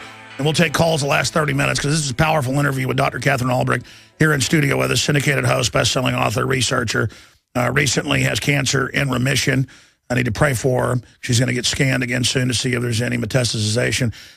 So again, pray for her. Pray for everybody. Pray for liberty. Pray for me. I certainly need it as well. All the stuff going on around here, we wouldn't be around if it wasn't for the prayer. We don't just believe in prayer. We rely on it. But I just wanted to point out here before we go back to her that she's got some big news in the next hour about organizing against the chipping of the kids. And they're even going for implanted chips in the dogs and then the kids forcibly. She's been to Washington, been fighting for that. That even if biblically this stuff's going to come in, and what it doesn't make you believe in the Bible is everything it said's coming true thousands of years ago. It's the journey of warning people so that at the critical time they'll recognize it once it's even in. It's just the soul that matters. And then defeating it after that. The beast comes in. But then it only reigns for a short time. It's going to be hellish. How many people does the Bible say is going to end up? Is it 2/3, a third? How many people in Revelations get killed? It's a large amount. I mean, only nanotech could make the ocean completely die. I mean, folks, again, you better hope the Bible's wrong, ladies and gentlemen. I don't mean what the fake preachers are preaching. Briefly here, paying some bills. We have the very best products, ProPure at the lowest price at InfoWarsShop.com or InfoWarsStore.com. You can get 11 memberships, your one membership and 10 more at PrisonPlanet.tv and see the video of the daily show, the radio show, the nightly news show, 7 o'clock Central, all my films. I mean, 11 memberships for $5.95 a month, or get the yearly membership and get 5+ months free off the regular price. The T-shirts, all of it. Support us, buy the products, InfoWarsStore.com. Or 888-253-3139, 888-253-3139. And also spread the word about the broadcast in your local AM and FM stations, XM 166. Spread the word about everything we're doing. That's how tell talk show hosts, big national ones, you want to hear me on their show. You want to hear Katherine Albrecht on their show, because that's how we're going to reach people. Now, we only got a few minutes left here, Katherine. Then we're going to come back with all the big news and specifics of the technocratic takeover and why even the elites are talking about a robot takeover, which they command, of course, taking human will out of it, they believe, and why it's so important to keep the guns for defense against that, because there's going to be major resistance to this planetary wide. And the Bible says, if we get biblical, that there'll also be remnant areas and protected areas. And I believe Texas is going to be one of those areas. I mean, Pastor David J. Smith said that praying to God like 30 years ago, he was told, move to Texas, this is all going to happen. And it was, I mean, the point is that you've got to know that there's not all doom. We need to stand against this regardless. Maybe get a reprieve like Nineveh got for 100 years. We don't know. But Katherine, we only got about a minute and a half left in this hour. Plug your speaking at Brave New Books tonight and some of the other stuff that's happening. Absolutely. Harlan Dietrich has invited me out at Brave New Books at 7 p.m. I'm going to be talking about giving people an update on the student shipping that's going on in San Antonio. We have now stepped into the fray. I'm rolling up my sleeves and taking that issue on. So I encourage people to come out and join us at 7 p.m. Startpage is helping to sponsor that event, help to get me out here. Startpage.com. Startpage.com, the world's most private search engine. Good stuff. And it's little stuff like using Startpage, which I'm starting to do more and more. People don't even know what it is, so I say it's big. It's one of the biggest, but I say, hey, Google the new, the clean Google is startpage.com. Well, instead of saying Google it, we're trying to say start page it. Just erase that from people's vocabulary. That's the goal. Because there are things that we can do. We're not hopeless. We're not helpless. There are things that we can do, and some of them are really easy. And I met the developers and creators of it. Amazing people. They were right here in the studio. Back in 60 seconds. Well, she's here in studio with us, and we're talking about the biggest issue out there. What is the technocratic architecture of the technocracy that the globalists admit they're building? And every book they've written, every publication, every transcript, it's just nightmare. How there will be world government by 2020. There will not even be families, men or women anymore. You will merge, or you will not be part of the collective. We might let you live in ghettos. And then you see Plandopolis videos that they show kids in Britain where it shows that future. I mean, it is a prison planet. That's why I call it prisonplanet.com. Doc, we're going to go to break. This is a short kind of no man's land segment, but what are you going to be covering throughout the rest of the hour before we take calls? Well, I want to talk about the fight that we've mounted in San Antonio against the radio tracking beacons around children's necks. That's got to be one of the worst things that I've seen. So we'll cover that next, and also what's coming up in D.C. Talking about what's going on in D.C., the coalition that's been put together to fight back against that, and I've also got some news from Start Page, and we've got good stuff going on. And I want to get also into just some of the other technologies coming in. There are a lot of them, and I think what I'm seeing now is the convergence of not just the technology, but the mindset. Because I'm sure you have listeners right now listening to this program who, if I told them, hey, listen, your cell phone is tracking you, they would say, yeah, well, you know, what can we do? It is what it is. You know, so even people who love liberty, even people who know what's coming, even people who want to fight it, are starting to feel that there's really nothing we can do about it. That it's kind of like They think there's a power into just saying, so what? Yeah, exactly. That's perfectly put. There's almost a sense of empowerment of, I'm not going to let it scare me, I'm just going to accept it. And I think that I'm not going to let it scare me that the GMO kills mammals that eat it. Here, 2-year-old, my son, have the food. Yeah, it's playing right into the hands your 10-year-old has cancer. Well, that's it. And then all the crying and all the, I'll go on a jog to get the cure. No, they killed your son. They killed your daughter. And then now you're going to go jog to collect money for them. Yeah, so it does play directly into that. And you were asking about what is it that's causing all the breast cancer. I think it's also the same thing that's causing all the gender confusion. Because when you have all these estrogenics in the food, in the pesticides, in the genetically modified stuff, then you wind up with gender confusion. You wind up with it like this guy in Japan who removed his own genitalia and served it at a banquet.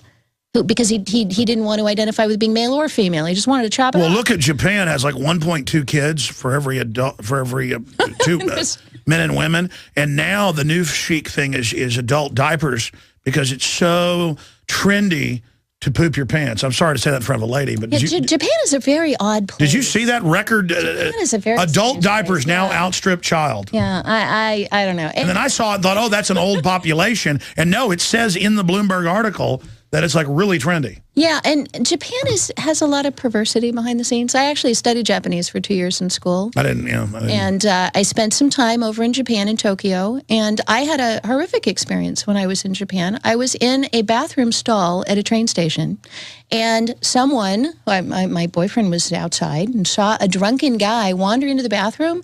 This guy jumped up over the stall with a camera and took a photo of me, and then ran out. And that... You can buy publications available on the street corners of magazines full of that kind of sick thing. And you think now, this was years ago, you think now, what could they do with today's technology in Japan? What could they do with today's technology anywhere? They could have those cameras hidden in anything. Well, the court ruled that public schools can watch your kids undress with laptops at home. Well, and I mean, that's totally illegal. And Big Brother Watch just finished telling us that over in England now they're finding that the schools are installing video cameras in the changing rooms and in the bathroom stalls. And they tell the kids also thumbprint like 007 in biometrics. Don't tell mommy and daddy you're now 007. Oh. Yes. It's all about breaking that the family. Your family's not your family. The state is. And that's what Hitler did, of course. He said, I don't care what about you guys. I want your kids. It's your kids I want. It's their kids I want. I remember 12 years ago when I caught bribes, or 13 years ago at the Capitol, the head of the group said, we don't care. We'll get your guns. We've got your kids. To the newspaper. We've got your kids. I mean, these are evil degenerates. We've got your kids. We'll be right back. Homeschool. Escape from the technocracy.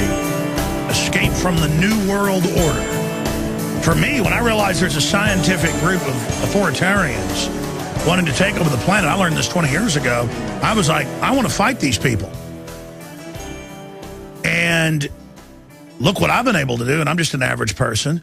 But it's a normal response for a man or a woman learning that a horrible world's being created to want to change that. And I think it's the difference between being a spectator and being someone active in the world. And Catherine, we were talking during the break about people that think it's winning to just give in. And that is not the case. Now, there's a bunch of stuff we're going to get into. The coalition you're forming to fight the RFIDing of the kids in school with the tracker systems. We're going to take phone calls. We're going to get into a host of other really important issues. But you said you wanted to talk about Piers Morgan. I did, actually. And, you know, a lot of people have said, well, what in the world happened when Alex Jones went on Piers Morgan? And I said, probably one of the most powerful things that's ever occurred. And let me tell you why. Because, Alex, the people that we're fighting, they don't respond to us showing a belly and rolling over and saying, oh, yes, I'm defenseless. They respond to being afraid. So, you know, it's the same idea. When the people fear their government, we have, when people fear their government, you have tyranny. When the government fears the people, you have liberty. When I saw you on Piers Morgan, you know what I thought of? I thought of Afghanistan. And let me tell you why. When the U.S., I protested this war. When the U.S. decided to go into Afghanistan, I'm no military strategist. I knew that was going to be idiotic. Why? Because everybody who has ever tangled with Afghanistan has absolutely gotten their butt kicked. Everybody. So the Soviets went in with all of their Cold War technology, couldn't touch Afghanistan. Everybody who's gone in there has gotten absolutely reamed, and we're getting reamed over there too. Those people are tough. They're bad, as in badass. Well, they just won't give up. Yes, and so when you know that if you tangle with them, you're going to get in trouble, and it's not going to come out well for you. And that was exactly the sense that I had with you on Piers Morgan, was that the people who want to take away our guns, who want to take away my gun, I own guns, those people taking a look at you are going to say, you know what? I don't know if it's going to be safe to try to take those guns away. So I want to thank you. And I'm no big fan of the people of Afghanistan. I mean, I actually do admire their moxie. Sure. I admire their ability to fight back. I admire their tenacity. But I have to say that there are some certain people you don't want to tangle with. Well, you're nice to say that. I mean, the Lord works in mysterious ways. It's been said. They begged me to go up there. I said, okay, I'll do it in studio. That way they couldn't cut me off and stuff. And I just so happened to get sick that day going and was hacking and coughing and had a stomach ache. And, you know, I didn't want to get into it on air, but, you know, threw up a little bit. And that's why I blew up at the TSA. Because when I get sick and I'm made to get up out of a bed, I'm in a bad mood. And then I blew up at him because he was sniveling. I know he wants my guns on record, acting like he doesn't. Oh, we're just being reasonable. I'm like, look, you want my guns, it's going to cause a civil war. Because it is going to cause a civil war. And I've had sheriffs and police chiefs and internal West Point documents that are now out say there'll be a civil war. There will be. So don't act like there's not going to be a civil war. And listen, Piers, when the civil war starts, you're an enemy redcoat. So I was there just saying, look, stop playing games here. I know. And I was intending to say it nicer, but because I was sick, and I guess it was a scene, me and they're sweating and all the rest of it, I think it did get the message. And notice they said, oh, it was discrediting for us. No, they want us in a coma. And I'm not just putting perfume on a pig. This resonated, and that's why they said they won't have me back on, because I ran back into him in Houston and his producers. I went down there to cover it when he was down there a few weeks ago. They said, oh, we gave you too much attention. We're not doing it. No, that event got a lot of attention and had people go at first because they're in a coma. They're in a trance. Oh, my gosh, that's so mean-sounding. That's so angry. That guy. But then I said, America, why are you upset by somebody saying, don't take my rights? When Paul Revere didn't just yell, he said, get your guns and kill people. And oh, he's a founding father. I'm just saying, hey, watch it, buddy. Don't you try to take our Second Amendment. How do we get so gelded, so conditioned that was alien? And so at first it was uncomfortable to get woken up from a sleep. But then people went like a day later, including family, wait, this makes perfect sense. So it was almost a trance-breaking thing. And a lot of media analysts I talked to, and also some, people like Billy Corrigan and the Smashing Pumpkins sent me a text right after it, and he said, you just broke the trance. And he's a really smart guy, but I heard that from other media analysts, you name it. They said, no, it was a famous event in American TV history because it was almost like Howard Beale getting off script. But anyways, I'm ranting. I agree entirely. And, you know, it kind of gets back to what I was saying about after cancer. I just say what I know. You know, I'm sure a lot of people watched that and they didn't like you very much. And you know what? They shouldn't. The people who want to take away our guns shouldn't like us. They should be afraid of us. They should be uncomfortable in our presence. They should bow and kneel before us because they're our servants. And I actually, as a woman, I'm in no position to get up there and yell in their faces. That's not my role. That's not who I am or how I am. But I got to tell you, I am very glad that you are standing between me and them. Well, you're very sweet, but as a woman, you're out there fighting the globalists really hard. My only issue is it is men's main job to stand up to usurpers, and men aren't doing that. It is a usurpation. Amen. Our ancestors started a war with the greatest empire the world had ever seen that lasted 6 years and killed hundreds of thousands over this. Amen. And it is. And it is the role of real men. And that's one of the reasons why you can't even buy a sandwich down the street without there being soybean oil in the mayonnaise. Because what does soy do? We have study after study after study showing that it emasculates men. It reduces testosterone levels. One of the reasons why in the prisons they feed soy to the prison inmates is because it makes them docile. It turns them into domesticated. I heard the guest you had about the medical problems it's causing. Immense. Incredible. That was Sally Fallon from Nurturing Traditions. She's actually got a lawsuit against, I believe, the Ohio prison system because they're feeding those prison inmates up to 70 grams of protein, soy protein a day. And it's destroying their health. It's giving them leaky gut syndrome, holes in their stomach. They've got chronic health problems, joint issues, you name it. And it's not only that, but the real issue, the real reason they're feeding everybody soy is because they want to emasculate the men. Well, the social engineers call us animals, and we're like wild pigs to them that they're feeding poison to. And then we just run up and do it, and we run off, and you know, we know the system's bad, but we still come up and eat their food. And, you know, while we're looking around like a pig. I mean, think about that. We got scientists writing white papers about how we're animals and how they're poisoning us. Yeah. I mean, I have John P. Holdren's book right there. I mean, that's war. He should be in prison. You know, there's a guy named Dwayne Andreas who was featured in the movie The Informant a couple of years back. And Dwayne Andreas is the head of Archer Daniels Midland. You know, you always hear they fund NPR and you hear their names all the time. Dwayne Andreas is known as the soybean king because he took soy, which was not a human food.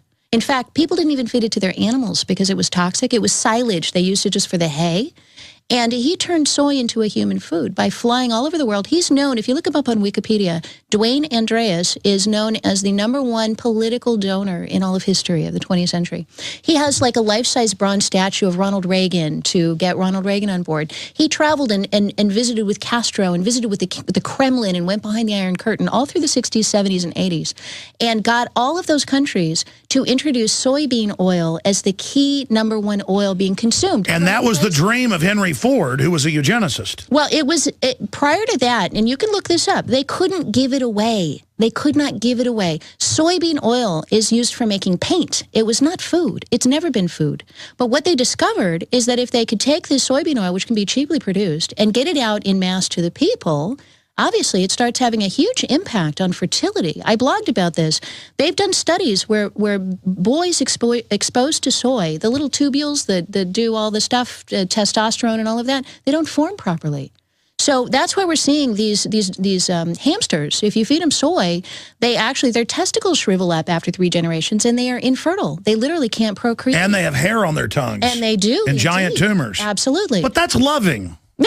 Well, you know, and the women, they have difficulty bringing their babies to full term. So this is the baby hamsters. I'm sure it's happening to women as well. And so what are we seeing? This huge explosion of gender confusion. And now they're saying you shouldn't be able to eat beef or poultry. Go to soy. It's humane. Yes. And the school lunch programs, you know, Michelle Obama, eat your soy. Yeah, and it's genetically modified in the first place. But even if you eat organic soy, it's not good for you. It's one of the most highly estrogenic things you can eat. Sally Fallon has some amazing research up on her website, points to studies that show that if you feed a baby an infant soy formula, that baby is receiving as much hormone as if you were giving that baby a birth control pill. That's immense amounts. Totally fries them. Well, listen, I look at photos, people in the 50s, 60s, 70s, 80s, they look totally different. I was reading where people even eat less calories today than they used to 50 years ago, but it's about cut calories now instead of like, what are the calories? Exactly. And it's never, why is everybody getting breast cancer? It's find the cure. Because they're doing it to us. I mean, they allow McDonald's to feed us plastic in the Chicken McNuggets, silicone. And now aspartame in the milk, you know, it's and not tell us. And what's even more interesting is, why is there this pathological desire? I know here in Austin, they just had a hearing this morning on the organic milk issue, the raw milk issue. Why are they so pathologically determined to ensure that we don't have alternatives? Because it's a superfood. To make sure that we cannot go out onto our own property. It's going to come to the point, I guarantee you, Alex, where you're going to need a permit to put a seed in the ground. Oh, no, they're already trying it all over the country. Where you're not going to be able to grow your own food, your own garden. You're not going to be... Well, Monsanto wants that. They just sued 400 more farmers where their stuff infects you. You have a record of the seeds you bought, not from them. They can go find where... because plants aren't one daddy, one mommy. If it's 1% a Monsanto plant from pollen that blew in, the court rules that they run. And now they're saying, how about everyone just has to get inspected or licensed to grow anything? Yeah. I mean, what will we not put up with? Invasive species. There are now regulations about transporting seeds across state lines because you might transport in some invasive species. They now have satellite programs that, based on the color of the crops, can identify whether it's... Oh, yeah, no. They're already using the drones and the former NSA spy satellites to watch us. And exactly, it's hell on earth. You know, I interviewed Noah Hutchins from Southwest Radio Ministries. He's like 90, 95. I don't know. I've been on his show, yeah, He's great. amazing. He's still doing a show all these years. Interview him and ask him about his experience during the Great Depression. He was 16 years old, flying an airplane, surveilling over farmers' lands to make sure they weren't planting crops. I want Noah Hutchins on. Destroy it. Southwest Radio Ministries had. I've been on there a couple times. In fact, the times I came on, I was so tired, I just kind of ranted the whole time. You know, I rant when I'm tired. So it's like a crutch. But, yeah, Southwest Radio Ministry. I want Noah Hutchins. That is a living legend right there. I want him on the show. Catherine, stay there. We're going to come back with more news and phone calls. I want you to tell the Noah Hutchins story, one of the first people to ever surveil with aircraft in the U.S., and how he exposes it. 90 years old, but you also mentioned this, and here's the Wall Street Journal for radio listeners, how the insurer knows you just stocked up on ice cream and beer. And we told you this, under the socialist health care written by the insurance companies, fascist profit, but socialist control over you, they will know everything you eat, everything you do off the store loyalty cards, or even off the credit card with a data mining tied to your name. And Catherine, I talked about this, you talked about this more than a decade ago, and now they're just flaunting that what you buy is given to your insurance company. No judge, no jury, no contract you sign. That's why they get so mad when you pay with cash. But we'll get to that. First, get into the Noah Hutchinson story, and then I'll give the number out. Yeah, so Noah Hutchins, during the Great Depression, he was, I think he was 15 or 16, and everybody needed a job, so he lied about his age. He tells this story, which I think is interesting, because now you never get away with this, but lied about his age and got a job flying aircraft and going out to all of the farmers' lands to ensure that they weren't planting crops. So this was an era, and it still blows my mind to this day, that they were burning hundreds of thousands of bushels of corn and wheat and things that farmers had grown in an effort to try to create a shortage to drive the price up. And one of the things that they would do is they would say, if you agree to let your land lie fallow, not plant anything, we'll pay you X amount per acre to plant nothing.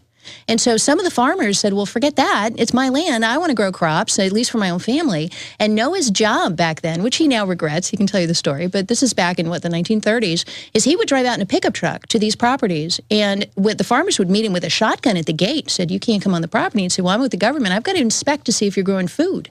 And they would say, no, you can't come on the property. So then they put him in an airplane. And he would fly, literally, the very first aerial surveillance used by the government in this country was used to see if people were growing food on their own property. He can tell the story. It's amazing. And that's what they're doing now. This whole police state control grid, the Pentagon, Northcom, is, we have an old family ranch. We don't even really hunt on it much. But, every once in a while, at the first day of deer season, if you happen to be there, the game warden will pull in or whatever. And now it's just like, 7, 8, 9, 10, 15 people will show up and just start demanding, get in that truck, get in that. We don't need warrants. We're God. We're under a federal task force. But meanwhile, the borders are wide open, the government shipping in the drugs. But it's all about government, like bugging their eyes out at you like, it's our country now, boy. And the idea now is, how many places can you put the eyeballs? So we've already got the satellite imagery watching you. Now we've got the drones that can fly over. We've got the little dragonflies with a camera in their nose that can fly around your property. And eventually they want to do these antenna trees and put surveillance devices on literally everything in your property. To read the smart dust. Yeah, and then bathe everything in RF. Yes. And there is, we actually saw when we were researching spy chips, Liz and I came across a plan to put an RFID tag in every single tree on Earth. They actually calculated the number of saplings that come up out of seeds every year across the entire planet and calculated how feasible it would be to track every single... And then have us pay for it. Well, of course. I mean, that's the great part is you work to put all the extra tech in the iPhone or the robot attached to the side of your house called a smart meter that's breaking into everything, tracking you, and then admitting it's doing it. Well, and let's talk about payment here, because I want to tie this back to San Antonio, where I was just down yesterday. We met for a couple of hours with the vendor that's producing these radio tracking beacons around kids' necks. And he was boasting, well, we used this down in the Spring Independent School District down in, Houston, and we saved them $1 million. That's like saying, well, there was slavery before. I mean, there's lots of slaves in Angola. Well, we're going back to slavery. Well, this idea that they've saved $1 million in missed attendance over the last 4 years, and then he turns around and in almost the same breath he says, and the city of San Antonio, this district is investing $13 million in surveillance cameras. And I said, hang on a second, so you're tracking kids so you can save $1 million in lost attendance money, and then you're turning around and spending $13 million on surveillance cameras? So where is the money coming from? And what is the money being used for? Do we really need $13 million worth of surveillance cameras in one tiny district in San Antonio? So all that justification, this immense amount of money that gets spent. By the way, those cameras are Department of Defense paid for, our money again, that scans with a smart computer how much calories you eat off the apple, and it's watching what the kids eat. I mean, this is beyond 1984. Yeah, and what the vendor was telling us, a company called Wade Garcia that put this program together down there, they were actually telling us that they've gotten inquiries from schools that want to have GPS trackers on the kids and want to be able to track them when they go home at night. I actually want to track them off the campus. He was saying, one of these administrators says, I can't sleep at night thinking that when the kids get off the bus, they've got to walk home. We need to have GPS. You've got to make it more affordable. Well, and they need to then say the kid was out too long so CPS can come take your kid. Yeah.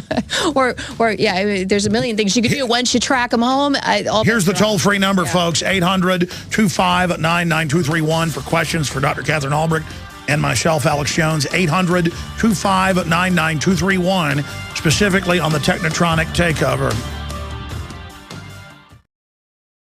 Stephen Giannakis, the retired top general, is working with Mayor Bloomberg on how the military can be used to confiscate our guns. You know, I thought, hey, I haven't hit refresh on Infowars.com in about 45 minutes talking to Dr. Katherine Albrecht here in studio with us in Austin, Texas. I better hit refresh.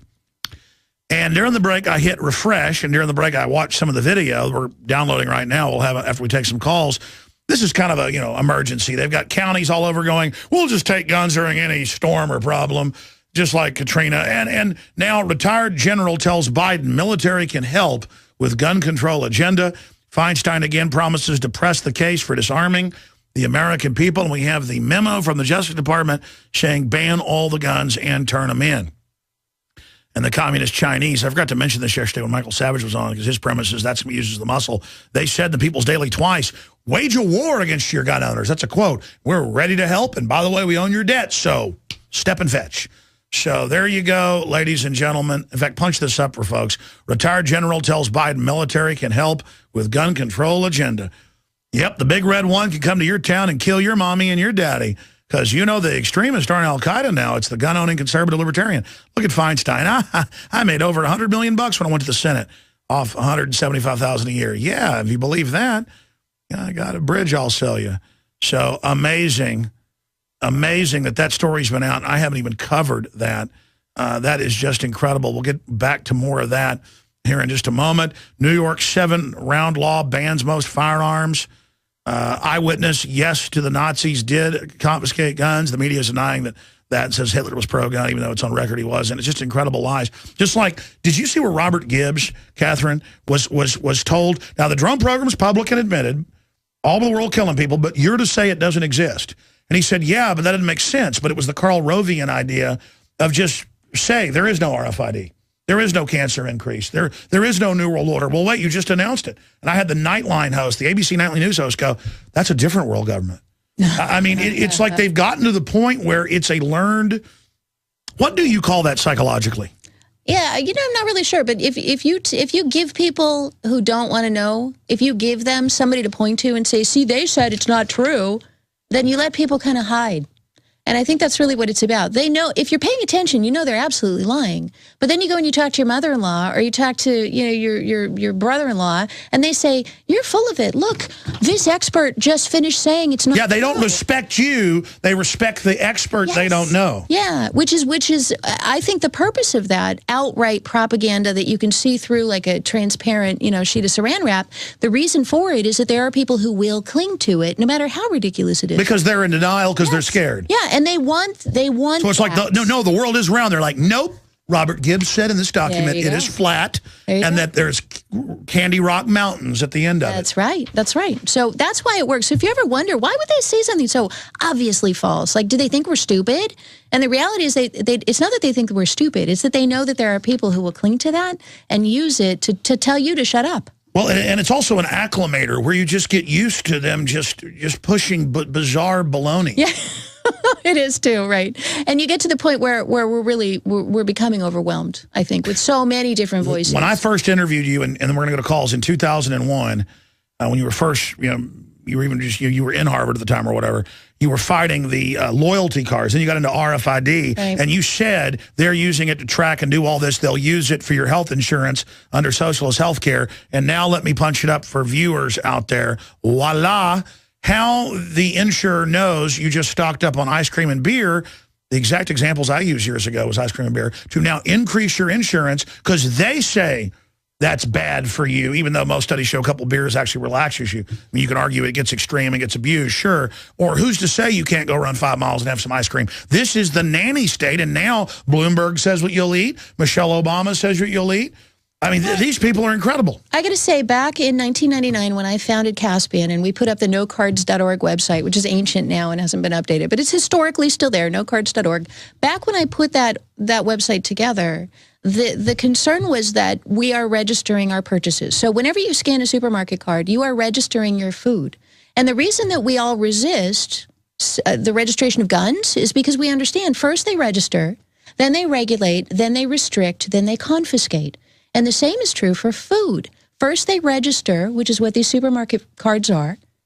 Then they will begin to restrict and regulate, and then they will begin to confiscate. So look at this. It even says that the employers get into the files and get to know what you're eating now. Yeah. Because, the fun is everyone gets to be a Stasi spy. Yeah. I mean, holy crap. I'm sorry. Go ahead. Yeah. So the idea here is that you will be told when you get to the supermarket, and there are people talking about this, that when you put that pound of butter in there and you scan your frequent shopper card, which will at some point, I believe, become mandatory, they'll say, no, I'm sorry, you've already had your monthly quota of butter. You can't have that butter. You're going to have to put that back and get... And by the way, the top environmental groups say, with all this now, we will ration what you eat. Absolutely. That's in the Plandopolis videos for kids, where you get meat on your birthday. Absolutely. I mean, the smart grid is the death grid, is the slave grid. And does anyone listening out there really want to be part of this? Yeah, so this whole idea of sharing this information with health insurers, I first revealed this in 2004, where I found out that Stop and Shop, our biggest chain in New England, was actually sharing shopper card information with health insurance companies. They're selling it. In that case, they said, well, because I asked them, I was in a meeting, and I asked the VP of technology, why are you doing this? Why are you collecting all this information? Why are you converting it into nutritional health records? They now have programs where everything they scan, they instantly add all the calories, all the, every ingredient. It all gets tallied up for your individual profile. And I said, why are you doing that? He said, well, we hope to recoup some of the money we've spent by sharing that information with HMOs. And they can use it to raise your rates, cancel your policy. And once we get into Obamacare, this is where this gets really frightening. Once we hit Obamacare, and I'm paying for your health insurance, and that guy over there's health insurance, and he's paying for mine, then it's going to be an argument that... they already do it. Because that guy's eating the wrong food. No. That's the collectivist model. Now it doesn't matter that you pay for your own plan. Now, everyone gets to decide because we're all together. It's the equivalent of having everyone in the world living in your house. Yeah. And no privacy, no nothing. Every control freak over you. A bunch of ninnies bossing each other. But then never any concern in what we're eating with the HMOs. They're not worried about aspartame, GMO. It's all about the calories. The calories. And, you know, there are people in that world who are sincere and really do want to see people be healthy. Useful idiots. Yeah, but the underlying issue is going to be an issue of we have unthinkingly allowed the creation of a food registration network. It's global. In Jamaica, they have frequent shopper cards.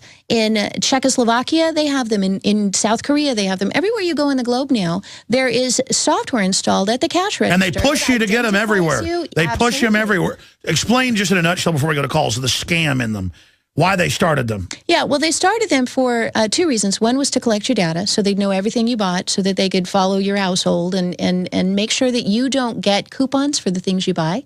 So, you know, I remember back when when I was a little girl, my mom would clip coupons for the stuff we bought. We had a cat, so she'd clip 9 Lives coupons. Well, what the industry now says is we want to make sure that you never again get a coupon for anything you buy because you're going to buy it anyway. Why would we give you a discount? So they know you, and then even the mailing list, or they have actuaries on everybody. And this is admitted. It's all a way to screw you. Yeah, so, and especially in that marketing sense. So now you get a coupon for Friskies. And then they sit back and see if you actually cash it in, if you actually used it. And then they can say, well, look, we moved 15% of people over to this other brand. So it's all a plan. Even the RFID fridge. The Procter & Gamble had in an internal document that we found in spy chips. Procter & Gamble said, we want to hook up your fridge, your smart refrigerator, to your television cable network. So when you remove the last can of Coke, your TV runs an ad for Pepsi. And that was like 10 years ago. Yes. And then but see, now that's what they admit they're doing. It's all actually occurring. It is a master technocratic prison planet takeover. Everything that we predicted in spy chips, and I would encourage people, it's like G. Edward Griffin's book on the Federal Reserve. Thank you. Everything that we wrote about in there in 2006, it's all happening today. It's all coming. And again, to everybody in the system, there's different types. There's not just those in denial or those that accept it. Then there's bureaucrat types that go, yeah, I know it's happening. You don't like it, do you? They're like a little kid imagining they're Batman. They're imagining they're a winner and they're part of it when the system's attacking them. Oh, yeah. I mean, it's a system that wants you dead, idiots. You're not part of the winning team. You either join humanity and wake up and get your butt right with God, or you join the devil. Because listen, if you don't believe in the devil, this might as well be the devil. Okay, even if the devil isn't physically or spiritually real, the New World Order is the worst of the worst. It is the devil. You understand? It's kind of like Ray Kurzweil says, I don't believe in God yet. He believes he's going to become God and merge with the computer as the head of Google's head of technology. And you can laugh. This guy's running your life and mine too. Okay? Listen, even if you don't believe in the devil believes in you, and I'll take his thing and turn it back. Ray Kurzweil doesn't believe in God. He believes in the devil and believes he will become the devil. They believe they're building God, but they're really building the devil. Even if you're an atheist, can you get this in your head?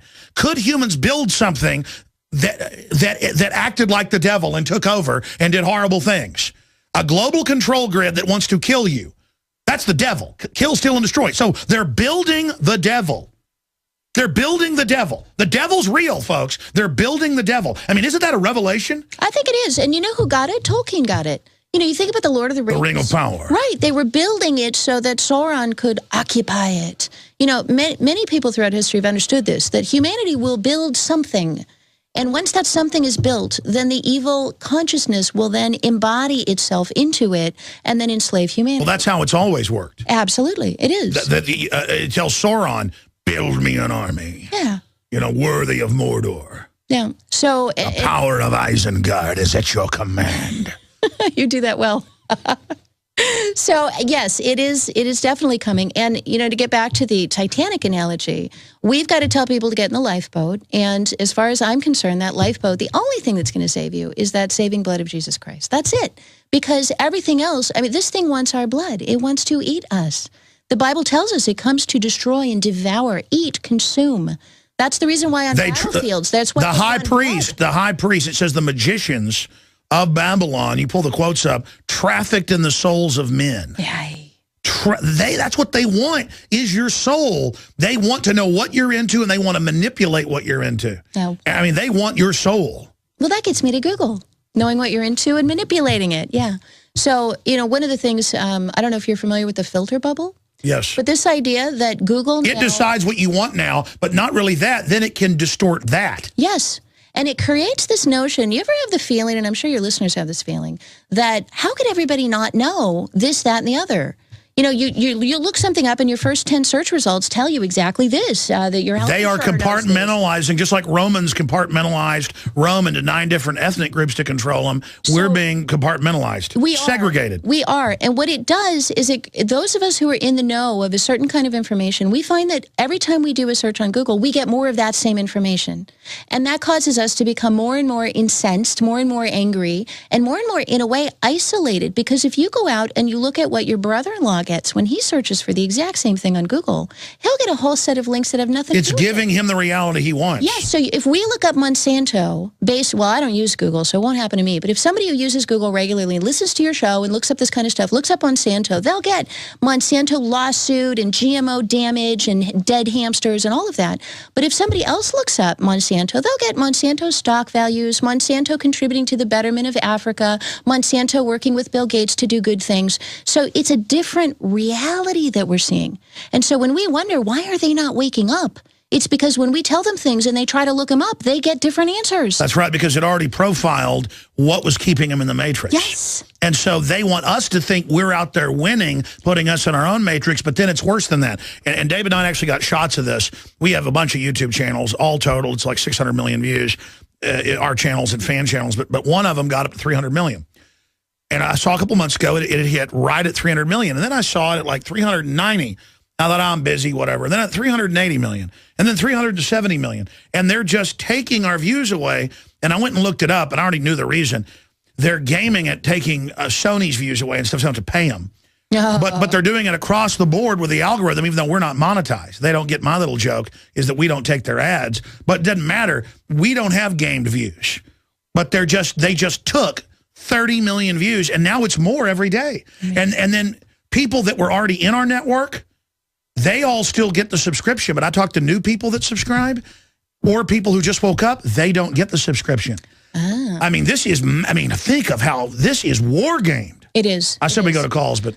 And, well, one last thing I do want to say is I'm not sure how much longer we're going to be able to rely on the Internet in its present form. Oh, they're already, they've said they're killing the old web. Page. And when you're talking about getting the word out, I did want to mention up in New Hampshire, where I live, way up in the middle of nowhere, I was driving on a very lonely road, and then I headed onto a freeway, and I'm heading up in northern New Hampshire, and there goes 2 cars with Infowars bumper stickers. And then 2 days later, I was in Amherst, New Hampshire, very conservative, very low-key community, and on the stop sign, someone had put an Infowars sticker right across the stop sign. So you're getting the word out in ways that don't rely on Google reporting back or on YouTube reporting back, but on actual people doing tangible, actual things, and we need more of that. Well, here's how I liken Google, since you use the Lord of the Rings. And that's why I talked about Sauron and Gandalf. They, and if you really read it, he was a genius, Tolkien, because what they are is that they're really angels in men's form. But Sauron's an evil, he's an angel that's decided to join Lucifer, or Morgoth, who is then Sauron. But if you actually read the lore of it, it's really interesting, because the guy was a linguist and studied ancient religions and stuff. So that's what he was kind of inculcating, a Christian mythos into this larger thing. He was a Christian. But the issue is he goes in and he says, where'd you get this crystal ball? That's dangerous. Those see both ways. And Gandalf touches it and sees Sauron looking at him, even though it had a cloth over it. It's like your TV now, right? It's your TV. It's seeing both ways. So Google, but see, you're just seeing what you're looking for. Google's tying it into everything. Yeah. And so you are literally, that is a spider eye and a compound eye. Beautiful way of putting it. Of Lucifer. You are literally engaging Lucifer. That is a brilliant way of putting it. No, it is. You're giving Lucifer where you're going, what you're doing, everything you stand for. You are in a chamber with Lucifer looking right at you. Yeah, so I guess you could think of Start Page then. It's a real crystal ball. Did you know before I looked it up, I knew they called it a crystal ball. I had this epiphany about 7 years ago, and I looked it up and found white papers with Google scientists, MIT, saying it will be a crystal ball where they can see the future in mass movements. And it turned out they have built crystal balls.